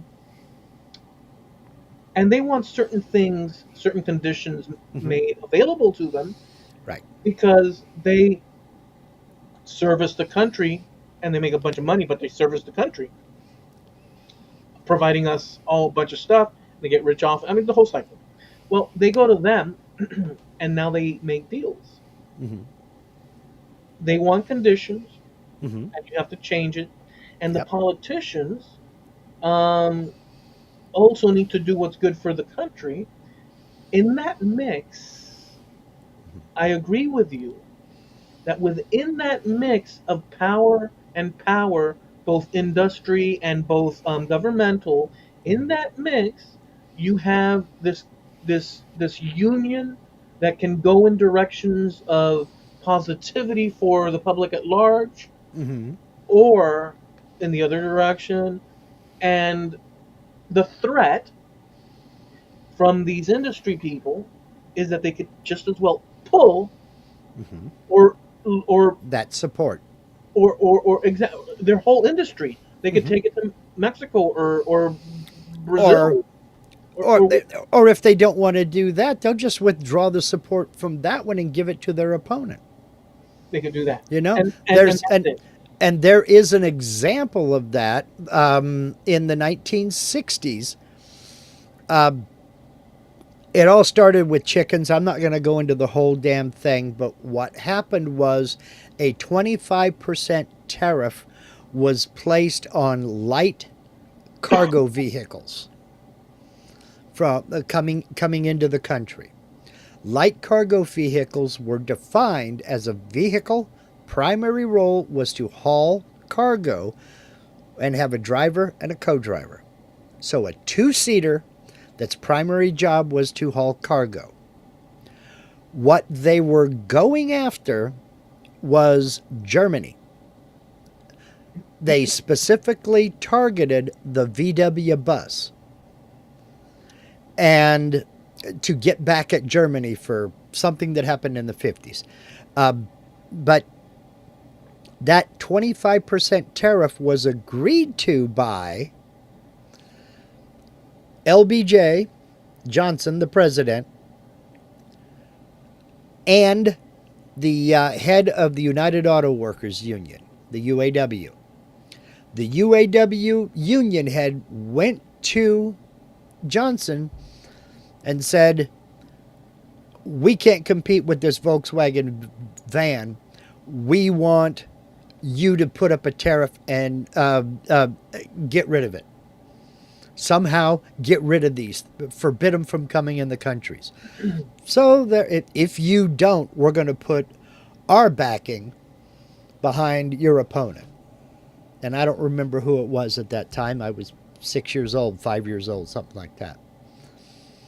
So all of our union support is going to your opponent if you don't do something to get rid of that. So they were bringing up some tariffs. He put a 25% tariff on light cargo vehicles. That tariff stands to this day. At first, companies like Datsun and Toyota would ship over a cab with a frame and then ship over a bed, and they were assembled here so they could say they were American assembled and pay a 4% tariff and not a 15% because they were American, they weren't imported. Well, they closed that loophole. Then suddenly in the 70s, you had this whole. Suddenly you couldn't buy just a two-seater pickup anymore. They were all extended cabs and had little bitty jump seats in the back that maybe a toddler could sit on. But then the company could say, no, these are four-seaters. So these don't they don't get that 25% tariff because it's not a light cargo vehicle. It's a passenger vehicle. That's when you had things like, exactly, Jim, that's when you had the Subaru Brat, which was a little pickup that had plastic seats in the bed. They could say, no, it's a four-seater. There were even seat belts and the whole thing. So they could get in without that tariff. That tariff stands to this day. That's why you can't buy a small truck or a small van in this country. There's no need for it. So what I'm getting at is the power of the UAW went to the president and threatened to go to his opposition, and he did it. They had the power over the president. So if you look at the congressman who is not working with the lobbyists or meeting with the lobbyists, he's he's not on any committees. He's the one that sits at the table by himself He has no power. in the dining room. He has no power. He may He's be. the representative of his district, but nobody's going to him with their problems. They're trying to get into the ones who are on these committees who make the decisions. Because if it doesn't come out of the committee onto the House floor, it doesn't get voted on. Right. So what you just laid out, what you just laid out, what I was explaining before, Mhm. we had to bring in this private industry into the mix because I was focusing on government. Mhm. Well, I'm also talking about I'm talking about the. I might have to write down what I wanted to say so I don't forget it. I hesitate to say illegal because it's not illegal. The influence on government by the private sector and the interference of the private sector by the government. I'm with you there. Now, I'm with you there. You won't hear an argument from me there. Now, and you know why? Because it's so darn in our face. Yeah. Like now, what you just laid out, which I take no issue with. I had to bring in the in my little thing because you mentioned it, and so I worded it so that you would see that I'm on par there. I brought in private industry, and then you enhanced it by going into what Congress and all the different variables involved. What you just what we have painted a picture of leaves little room for doubt. I'm sure that we can go and evidence everything we said with documentation, Mm-hmm. references and sources, and so on and so forth. But what you just laid out is for sale. We're open for sale. Mm-hmm. Yeah. What that implies is um, it's not this is not free market. I'm going to say it out. Okay, No, it's not free market. we do not live. I'm just going to lay it out in a free market. This whole thing of free market and all this and that, That especially with that things that works in business, but it has nothing to do with government. Yeah.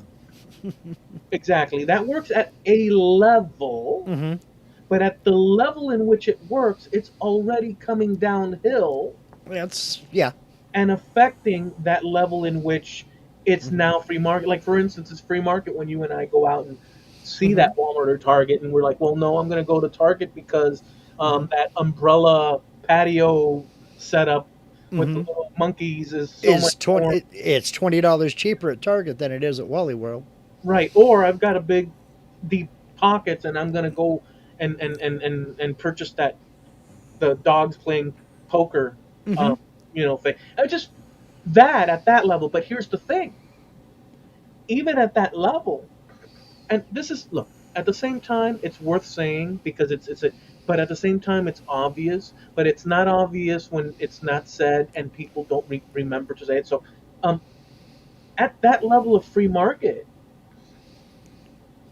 it's just a placeholder for yeah, but a little bit up on the line, there's not free market, and what we're getting is Mm-hmm. the choices that stuff happening up there Yeah. is so so so we have now unpacked a Mm-hmm. reality which isn't a mystery, but it's played as one.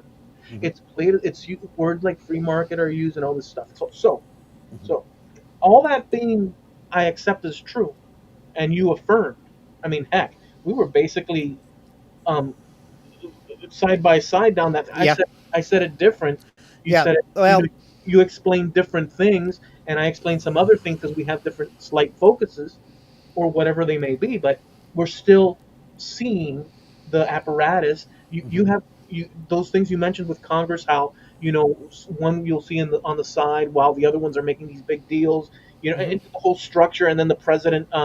The story with the president that he was it will go to your opposing party, like all those things are in a they add to the whole picture. So um, um, so in reality, when you consider all those conditions that are prepared for the public at large, and you see the long tail of decades, Well, and you see the situation with the population at large not moving economically, but you see this other group going up, that is a very valid, because the assumption that regular people are under, that you make it or break it on your innocent, but the thing is going on up there that it's control. If the dollar were more stable and they didn't spend as much and stuff didn't go, then that would be a decent argument. But if manipulation is coming from us upstream, then something is not right. So what I'm saying is, um, I don't know if this applies to that logging thing and this and that. If these big companies go somewhere else, they're looking out for their yeah. particular. If I had my company, wouldn't I be doing the same thing? You probably would. Right. Well, you might, but you might not, because it depends on the situation going on. Because there are still American companies that make things. You still find American made Fender guitars. You still find American made Gibson guitars once the government gives their money back. You still find American made cars. You're just not finding them in the volume that you're finding the imported Fenders and Gibsons and cars. So, um, Is there something sticking up on the? Okay. increase profits, it's the capitalist way, America. Yes, that's the way it's supposed to be. Make no mistake, Al, nobody goes into business for love. You're in business to make money. If you're not making a profit, close your business down. Well, we don't know if he was saying that either tongue in cheek or if he was saying that a No, I straight. don't. No, I don't. But I agree with that statement. Increase profits, it's the capitalist way. But I will say that Milton Friedman said something extraordinary um, many times, Mm-hmm. um, and one of them was that. Well, heck, I forgot because I just forgot right on air. Yep. It was a good one. It was And a I good one. didn't do it this time. But No, look, and let's make no mistake, it doesn't matter how much profit you made. The amount of profit you make doesn't determine greed. Greed is completely different. You can make 1% profit and be a greedy son of a bitch. you're You not can affected make a to be greedy though. and you can make a 20% profit and not be greedy at all. Greedy is well. That's what I was. Let me. I remember Okay. now. Bringing up the word, the concept of greedy. If you think of, like, for instance, I went to the Publix the other day. It's always about Publix. And when I got to the thing, there was this young man there, and he said, "Would you like?" Well, actually, there was a man in front of me, an older Cuban guy, um, and the young cashier said to the guy, "Would you like to give to the children?" Blah blah blah blah blah. Mm-hmm. And I just felt like it, because just thinking of some stressful things, and jokingly, lighthearted, I said, "Wait a second, who are these children you're talking? Where are these children that you were? Where did they come from?" And the guy, it's Mm-hmm. funnier in Spanish the way it's, but the guy, Cuban guy, turned and looked and smiled, because he knew the joke. It's like, dude. we're spending twice as much for canned food, and you're doing it. I understand there's children. Okay, Well, yes, I that's how understand. they get you. That's how they get you. Right. Well, but we're spending twice. Why don't you cut? Why don't you collect half of the money from the can and give it to those children? Yeah, Why really. don't you do that? Well, You take half of the can they that you would can't. have made off of me, that you would have made off of me, and give it to the children. You know how much better that would be. But I didn't tell him that. I didn't. That's what I'm Yeah. thinking. I told him, "Where are these children that you're? Did they just? Who are they?" And you know what? The cashier did, a young guy. He pulled up a picture, like a little thing, and he went like Yeah. this. And he went like this one. And it's like, so going back to the greed thing, I have given, I, I have given across the, and I'm not trying to like pat my, I'm just saying, just as a normal thing because I think that, um, especially if you see somebody in a Hmm. situation, you give within your limits. Yeah, you do what you can. That situation where you're weighing what you can give and you Hmm. can't based on your own personal Yeah. um economy, Finances at the time. Yeah, sure. you could still, even at that level, Hmm. consider a level of greed. Why can't I, even though I'm in this situation at that given moment, why not?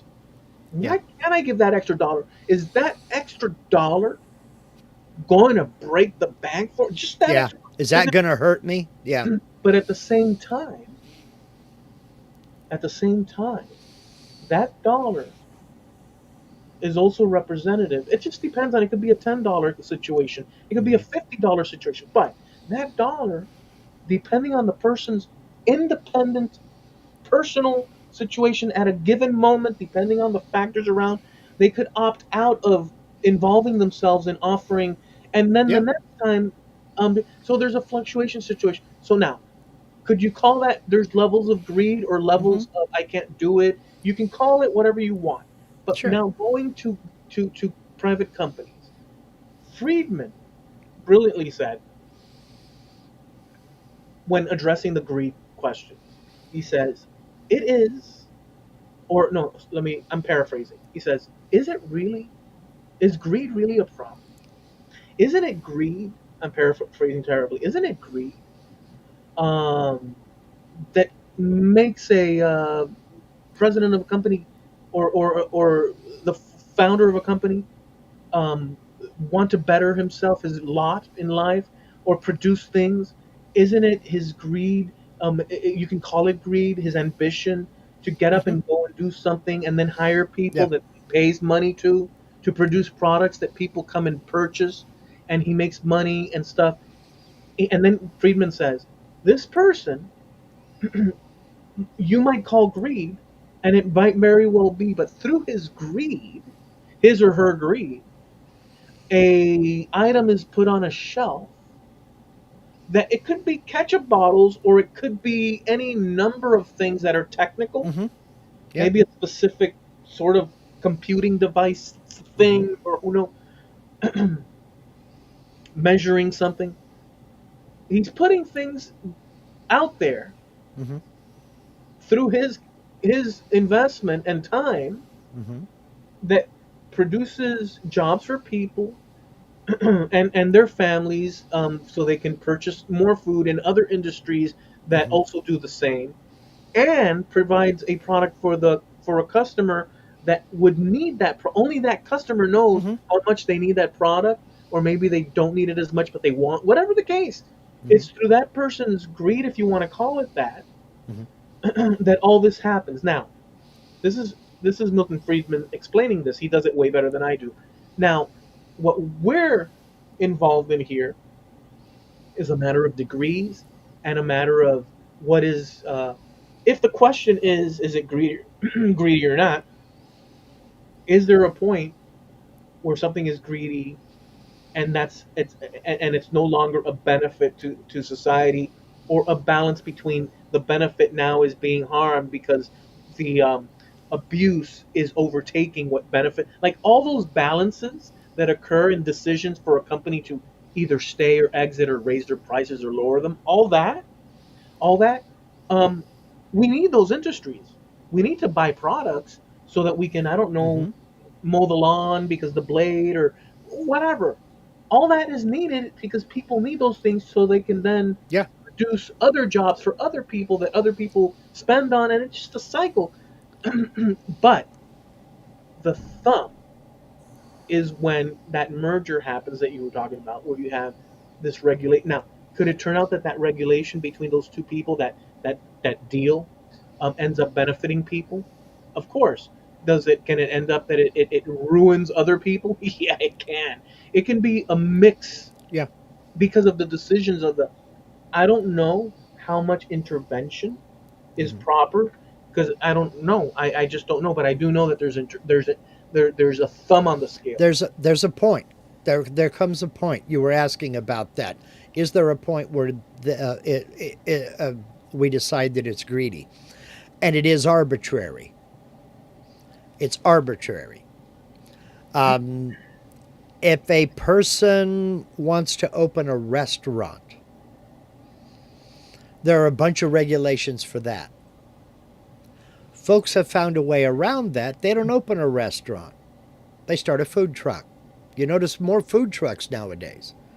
They're all over the place. Hell of a lot cheaper than open a restaurant. And you can move locations. If this corner ain't working for you, go to the next one. So they found a way around that. Now, if you run one food truck, you're good. If you run two, you're still good. But when you get up, you're running 5, 6, 7, 8 food trucks, all of a sudden your clientele goes down. Why? Because you're not a small operation anymore. Whether you are or not, the culture, society has decided you're a chain. You're no longer a small business person. If you open up a restaurant, a lot more expensive. But if you open up a restaurant, you're good. You're a small town restaurant, mom and pop cafe. You open up another one across town. Hey, good move. You're successful. You've got two of them. If you've got 11 across the state, now you're a chain. Now you're just being greedy. So it varies, it goes by degrees. And you can't decide what that point is. The government can't decide what point that is. Society decides. Right. The customers decide. So, yeah, you can go ahead and you can start your own business. But if you suddenly license the name to somebody else and they take off, even though they made the money, you're still a pariah, you know? It's in some people's view. Mm-hmm. Uh, but like if you think of Barnes and Noble as a bookstore as an Mm-hmm. example, they collect all these um, books and Mm-hmm. they put them on shelves, and people go and they decided on having a cafe Mm-hmm. in there and even selling like little croissants Mm-hmm. and at one point back in the day they also had like on the in the upstairs Mm-hmm. area like a music record store thing. Mm-hmm. They created this little ambiance Yeah. and where you could go in and it was some of the best things for me. You Mm-hmm. could go in, you had all this book reading. It's awesome. It's not like but I like thumbing through stuff and Yeah. picking out little sections. It's You not could like I sat there. but you could pick up a book and go over and get yourself a smoothie and sit down at a table and read like the first chapter of that book and decide did I want to buy it. Right. Or Mm-hmm. make your way after doing a little of that or after Mm-hmm. that Mm-hmm. upstairs, and they even had the headsets. You could press the button and listen to the Yeah. thing, and they had as opposed to regular record stores, they had what you call roots records or Yeah. that kind of. Roots music. Yeah. So you had all these choices of like these old timey Yep. and it just really cool. So, anyways, my point is that that's a chain. Um, they provided Yeah. value. I purchased from them Mm-hmm. as a customer. I did more wandering around than Mm-hmm. purchasing. But I was a customer of theirs in music, in drink, in So And when were the last time you was in one? a decade or more. There's the point right there. And it's not because you decided you didn't want to go to Barnes and Noble anymore. Maybe you wanted to go yesterday and just didn't make it. But it's because that's out of the culture now. You walk into a Barnes and Noble, you expect to see tumbleweeds rolling by. I mean, it's you may find 5 people in it, and 3 of them work there. And So somebody's sitting next to the inside the Barnes and Noble next to the sheriff's jail saying, "You're not from around here, are you?" Linda and I went to a Barnes and Noble. It's been a year ago or so, and I don't even remember where we were, Linda. Maybe you can remind me. But we were ended up back. Well, we were all over the place, but I was looking in the DVD section to see if they had a box set of the TV series Shogun, the old one with Richard Chamberlain. Um, and she was looking for something else. At no time during our hour-long adventure in this Barnes and Noble were we ever on the same aisle with another person. Our entire stay there, maybe I'd say in about an hour, maybe 15 people trickled through, and it was in, wander, do like a horseshoe around, and then walk right out. And we were there looking for specific things. Do they have this book? Do they have that DVD set? Do they have this? Do they have that? Do they have the other? You know, and no, I didn't find that Shogun box set, but I maybe I should go. Maybe I should go online and get it. I think I will. How far is it from your house? Barnes and Noble. Um, I don't know if we. I don't think we still have one here in town. I mean, look it up. I guess the long and short of it, in terms of all this, at least for me, is a the there is a tension, and it does cause things from, or it does influence how the population works and lives, and that there's a thumb on the scale on the higher ups, and that the chain goes down and affects everything. Um, the conditions affect things like I would lean on saying as likely affects, and it's decades or even more Yeah. coming, but it affects reproduction. It affects just generationally as time goes on, that gap, wages, um, And, lack of management, mm-hmm, or or not doing, like, instead of buying a fleet of buses, you might need them, but like if it's going to put strain because you're going to have to tax your, mm-hmm, like, all these different things. I think that just humanity mm-hmm. and the natural, I guess let's even call it the natural tendency to, I don't know, not short-sightedness, but like, so A lot of it is short-sightedness, and that is another aspect of it. Because think about us when we were 15, 16 years old. The our short-sightedness was my next goal is driver's license. Then after that, a car. And then after that, I want to be 18. I want to be 18 so I can move out and be on my own. I want to be independent. I make my own rules. Bullshit. You got to go to work. Now you become an adult. Adulting is hard. Ah, crap. But we were all short-sighted. When I was 16, 17, I was not thinking about a family. I was not thinking about having kids. I was not thinking about a career. I was thinking about having as much fun as I possibly can before I had to be an adult. Consequently, I got married when I was 17 because I was having too much fun. right. So, yeah, the Barnes and Noble, by the way, is about 8 miles from our house. That we do have one in town, but that's how memorable it is. I didn't even know we had one here. And that's also how big our town is. I didn't even know we had one here. I mean, it's close enough. So, For me, eight yeah, miles is quite the drive, to be honest with you. yeah. Well, For us, so, um, yeah, exactly.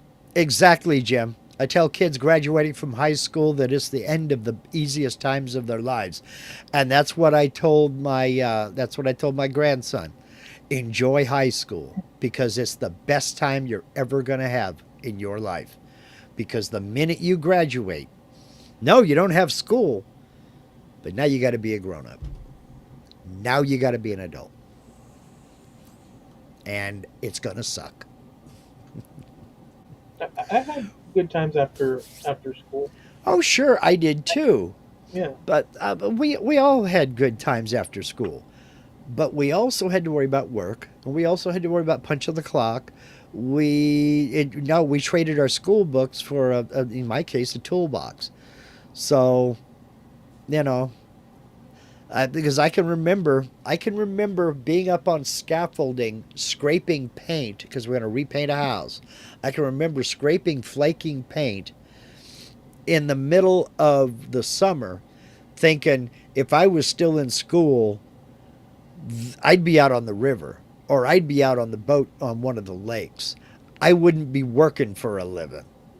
So maybe high school wasn't all that bad, you know? So, but anyway, we need to think about landing the plane. There's one more thing I did want to touch on, and this goes back to getting older, all right? Because I want to see if you've experienced this. I have again, I've got the jolly grandpa thing going. I got the white hair, the white beard, the bib overalls, and the big gut. And I had to ask Linda about this because I've noticed that if I go into a store or I go into a sandwich shop to order a sandwich, or I even go to the pharmacy for crying out loud to pick up a prescription. Have you noticed young girls in those profession, young ladies in those professions flirting with you? I think you muted your microphone because I don't hear you. I had coughed and muted it, and I Oh, didn't. okay. Um, and that's my answer, and I'm sticking to it. Um, I've told you a couple of instances where that happened, but it's not like Well, look, yeah, I've seen flirting, and I've seen, um, but you gotta be cautious with that stuff because You um, do. a subtle smile from a lovely, lady, it could be interpreted like, you know, Well, well, look at this trample, no, I'm talking about in your face flirting, flirting. And went into the sandwich shop, and there's this one woman back there taking orders. Says, "What can I get you?" I said, "Well, what do you got?" She goes, "You can have anything." I said, "Now don't go telling me that." She goes, "Sweetheart, you can have anything," just like that. And I'm like, "Oh my god." Linda's right next to me, you know, but I can flirt back. I can flirt back. I'm fine. One of the pharmacy techs did the same thing to me. And what was the other one? There was somebody else. I don't remember what the other one. Anyway, I had 3 instances in the same week. And finally, I had to ask Linda about it. I said, "What is it with women where they get an older guy in and they just start flirting?" And she told me, "Because you're safe." I said, "So they flirt with me because I'm safe?" She says, "Yes, there are very few consequences. You're either going to get a red face, you're not going to say nothing, or you're going to flirt back." "But why me? Why not somebody 29 or, 19? I said, "Because they're not safe. There may be a consequence. They may think you're hitting on them and serious." I said, "So flirting is a sport?" She said, "Yes. It's the banter. It's fun. And you're safe." Okay, so I'll take that. I just wondered, have you gotten that? You're not as old looking as me. Believe me, you're not. um, I've given you a few examples Uh huh. while we've been here in certain sessions, with cashiers and so on and so forth. Hmm. Um, Going out of the bumping into women at the in the exit while looking at the weight thing, like the Yeah. weight's broken. It's actually and I've but I've never that I can think of right now received a hey toots. I mean, not in recent times. Not in Yeah. recent times. No, back a few years ago, like 10, Hmm. 15 years. Yes, Linda says they know it's not going to go any further, that it's just joking around. Okay. Okay. And they can tell that based on this white beard? Okay. Awful presumptuous, but again, I'm having fun with it, because Linda knows that I can banter back. And in that particular sandwich shop that I'm talking about, that one girl behind the cash register was throwing them at me, and I'm throwing them right back at her. And the one actually making the sandwiches was standing there looking at me with eyes the size of saucers, like he's doing that, and his wife's right next to him. Oh my God, I don't believe he's getting away with that. She's not saying a word. She didn't it, say any of that, but you could tell that's what she was thinking. it is a little bit if in that situation. I mean, according to what you said, it is a little bit extreme if you think about it from the Mm-hmm. position of a cashier or whatever Mm-hmm. to do that. Plus, you're not you're there with your wife. It doesn't seem. I mean, I don't know the context, but Mm-hmm. it doesn't seem like something that is within the realm of reason. It might be a fun little thing, unless they know you. Because other than that, it's a little bit presumptuous. Like a Yeah. person that does that, for instance, a person that does that, they may think you're safe. Mm-hmm. They may think that. Mm-hmm. But do they think that the person next to you, your wife, is going to? Are they so sure that you're safe and that they're going to say like they don't know the dynamics of that? It's presumptuous to say so. In a strange way, Mm-hmm. there's a little bit of a risk going on there Yeah, sure to there is, but create a big problem. it doesn't automatically start that way. There's a kind of a general, hi, how can I help you? How can I do that? And this, that. But you can kind of tell, because I've been on both sides of the cash register. You, especially bartending, you can tell who you can mess with and who you leave alone real early on. Just the way they present themselves, the way they walk in, the way they address you, things like that. There are people that dude, when I worked in a casino, I got called into the casino manager's office for the entire casino, not just the floor manager, about you have got to watch how you talk to women. And what? You've got to watch how you talk to women. You can't be sweetheart and this and darling and that. And I said, well, did I insult somebody? Turns out what it was is there was a woman I didn't know. And so I didn't flirt with her. So she was angry. She was angry that I wasn't flirting with her. She saw me flirting with one of the other patrons, That's hilarious. but I wasn't flirting with her. And she was a regular, same as this other one was.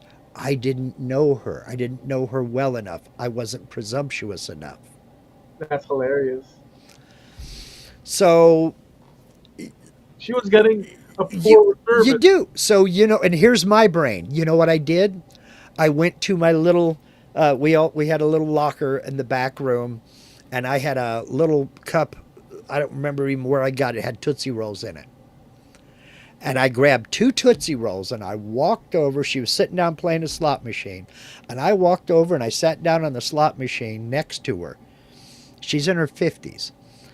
And I leaned over and I said, "Hey, little girl, want a piece of candy?" And I put those Tootsie Rolls on her slot machine. She looked up at me. Her eyes got the size of saucers. She turned beet red, but she started grinning from ear to ear. I think I made that woman's month. I said, "You want some more? You just let me know." And I got up and I walked away. Did my thing. Never had another problem with that girl. Never had another problem. And Linda would buy me bags of Tootsie Rolls. I started carrying Tootsie Rolls in my pouches, my change pouches, because other people saw that and they're like, "Where's my Tootsie Roll?" I'm like, "Oh, you want Tootsie Roll too?" Sit down next to them, give them a Tootsie Roll, and then it became a thing.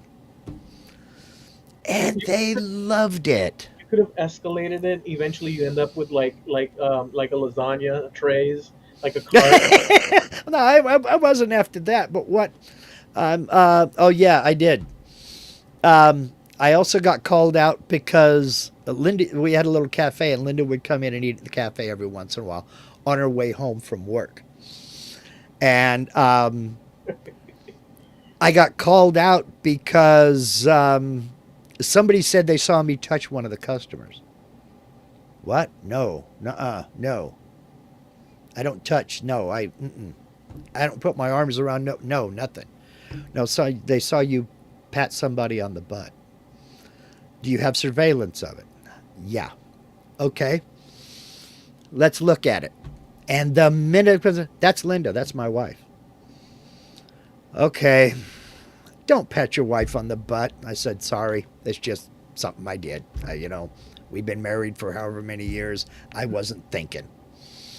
I was on the clock. She came in. She had dinner. And she went home. Don't pat your wife on the ass when you're on the clock." Okay, fine. I mean, so on one, so this is what let me comment on that. This is what I don't like about rigidity in Mm-hmm. terms of using common sense. Mm-hmm. You did something that's normal, and these people in their job, I know Mm-hmm. that you didn't take it serious, but I kind of do in this respect. And maybe they did. They just don't do that again. I get that. Mm-hmm. But some of these people, noting the conditions of, well, look, it's the husband, and wouldn't the husband a natural thing? It's not, we're not robots, like all these And thoughts. I agree. I really do. It has to be taken seriously because, for all my manager knows, that was some poor innocent woman that I assaulted. You know, so they have to take it I serious. understand, but once Mm-hmm. that is understood, Mm-hmm. because the video is played or whatever, Mm-hmm. um it's just the way you told it, that Mm-hmm. they still, because it could lead to confusion. But Mm-hmm. the idea is, I mean, it I don't know if you get what I'm saying. You have this system. They are working with this rigid system, and they're seeing a potential suit risk or any number of things. Because harassment, like whatever. So I know that they've got their thing, but the ability to switch off from, okay, well, the regular, Yeah. to, oh, it's okay. So Well. I've because look, I worked in those places as well, in Mm-hmm. casinos, and I'm aware of how rigid that is. I don't know if it was the same with you, but yes, for us, it was rigid. Like, use common sense within the context of what's going on. Mm-hmm. You have rules, Mm-hmm. and that you follow, Yeah. but you're not. You know what I'm saying? You're not, like, the way they operated was Uh huh. like the Gestapo up in the sky, Right. and it's kind of Well, like, we didn't have that because we were a small family-run casino in a very small town in Nevada. Everybody knew everybody, just about. I mean, if they came in more than 3 times, they were considered a regular. right. And you got to know folks. I just didn't happen to get to know this one woman because I'm going to be honest with you. She had a stone face and she always looked like she was just getting ready to yell at somebody. And, I was civil to her, I was polite to her, I was polite to everybody. But to you, her appearance made it seem like, She wanted to be left alone. And there are a lot of customers. We had another man who came in and played the dollar slots. And when he came in, he played a lot of money too. I mean, a lot of money. So when he came in, we knew he drank a Diet Coke. We'd bring him a Diet Coke, set it down next to him, and you left him alone. He didn't want to talk. He didn't want nothing. He was there to spend $2,000 or $3,000. But you knew he wanted a Diet Coke, and you didn't wait around. You just left. There, you learn your clientele. You learn customers, and especially I learned real early in the casino game, especially older women, and I'm talking about 60s, 70s, 80s, 90s. They want to talk. They want to talk to people. This is getting oh, out of the house. This is their social. It was their version of social media. right, They wanted to go out and be around people. yeah, that's understandable, and it's And good. It's an actually appropriate, yeah, and let's be honest, when you're working for an hourly wage plus tips, you're angling for that tip. that's true. So if I talk sweet to a woman in her 90s, that doesn't mean I'm trying to get into her pants. That just means if I throw her a little, you know, wink now and then or say something that might make her go, ooh, I've made her entire month. Right. You know, it was just fun. It was banter. It was having an absolute blast. So in a way, I'm guilty of the same thing I was talking about younger women flirting with me because I was doing the same thing in reverse. Yeah, but did you do that in front of a lady's husband? Yeah, I certainly did if I knew the husband and he knew it was okay. Oh well, but that context changes things even Hmm. one more degree. Exactly. Yeah, But did that girl in the grocery store know your wife? she was standing right next to me. That's what you see what I'm saying, though. We're sitting there talking and this, that, and the other, and so the banter is going back and forth. It's I don't know. Yeah, it's I mean, again, I would have to see yeah, because those are, those are particular and and things. and and maybe it's just I'm just now noticing it. But I had three happen in one week, and I thought, what is it about that? And then just now talking to you, I'm thinking back to when I worked. Well, hell, I can say the name of the place. They're no longer in business. The Carson Horseshoe in Carson City, Nevada. Um, when I was working there, I had a lot of fun. I met some fantastic people. I ran into some people that I'd really hope I never meet again. But you take the good with the bad. Um, but it was just a fun place to work. But I just thinking about that, talking with you, I was guilty of the same thing I was just wondering about in reverse. Because I was flirting with older women who probably hadn't been flirted with in for 30 years. Just as kind of a way to Lighten the. lighten up and have some fun. And maybe they'll tip me $1 the next time I bring them a drink. It's all that is situational. It runs a risk depending on the location and situation. Like that wouldn't necessarily, and it also depends on the people involved. Like specifically, that wouldn't generally, at least from my perspective, fly in Miami. Broadly speaking, Mm-hmm. because it's such a big population and Mm-hmm. everybody's slightly a stranger, Yeah. um, Yeah. and and Well, so it's kind of like the difference between walking into your local corner bar when you've been going for 5 or 6 or 7 years and walking into Buffalo Wild Wings. It's completely different, yeah, you know? total So, different vibe. Yeah, yeah. So, I get it. Um, is the Carson Horseshoe a casino? It was. It closed down in 2013, I want to think. 13 or 14. It's out of business, closed down. I'm gonna say something. Yeah. that I might regret. Uh oh. It started in the year 1812. No, I just saw remember back in the summer of '47. No, go ahead. I just saw Kilroy's icon thing, Yeah. but bigger. For some reason, it pops up slightly big. I don't know because of my Mhm. screen, whatever. Because usually it's smaller on on either the wherever else he's got the icon. Yeah. Okay. And I just noticed it's a bar of soap, a little guy holding a bar of soap. You know where that came from, don't you? No, World War II. It was an easy cartoon to draw. You just drew a bald head and a nose and three loops. So it looked like somebody with a big nose was hanging over the wall. And they would write, Kilroy was here. but is that a bar of soap he's hanging over?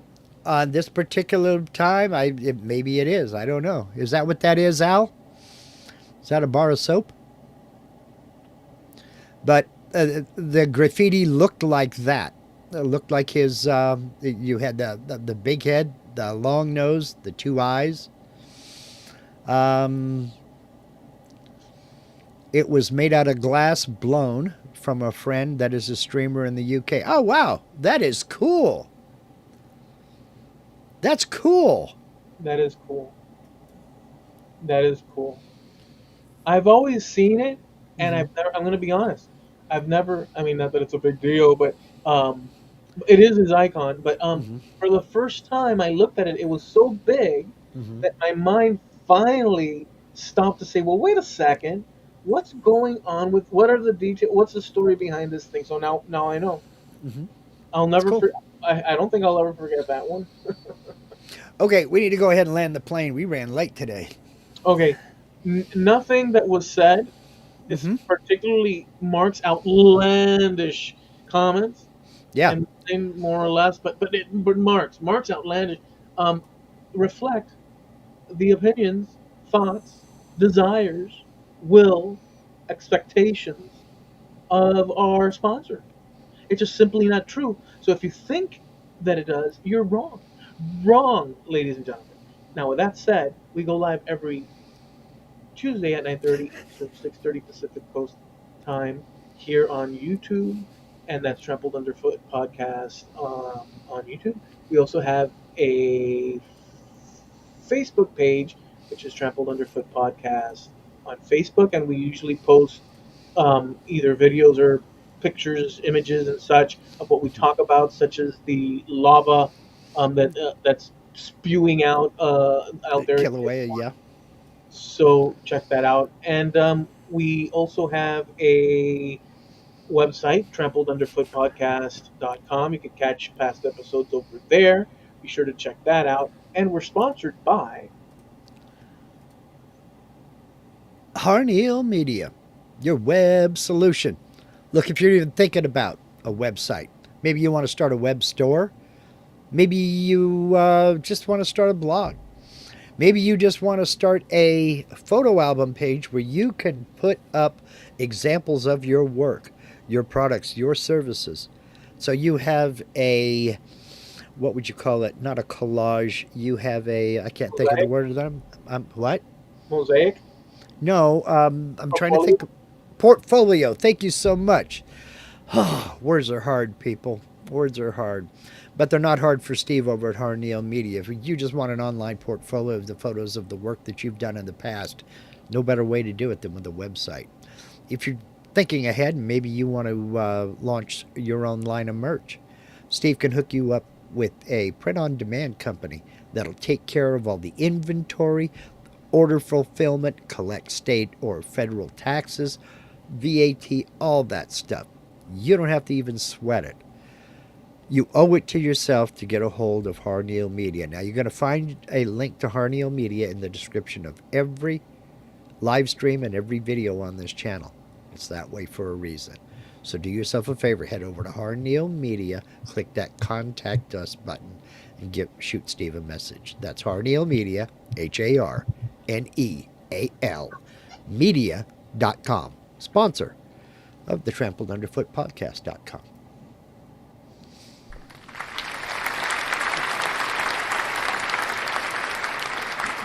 Right. Thank you guys Thank you for. very much. Thank you. Thank you very much. We Not Elvis has left the building. we appreciate you guys hanging with us. We hope you enjoyed the show and the topics. Be safe this week. Do the things that you love, but be safe doing them. We will catch you next time. Hopefully, same time, same channel, bats and all.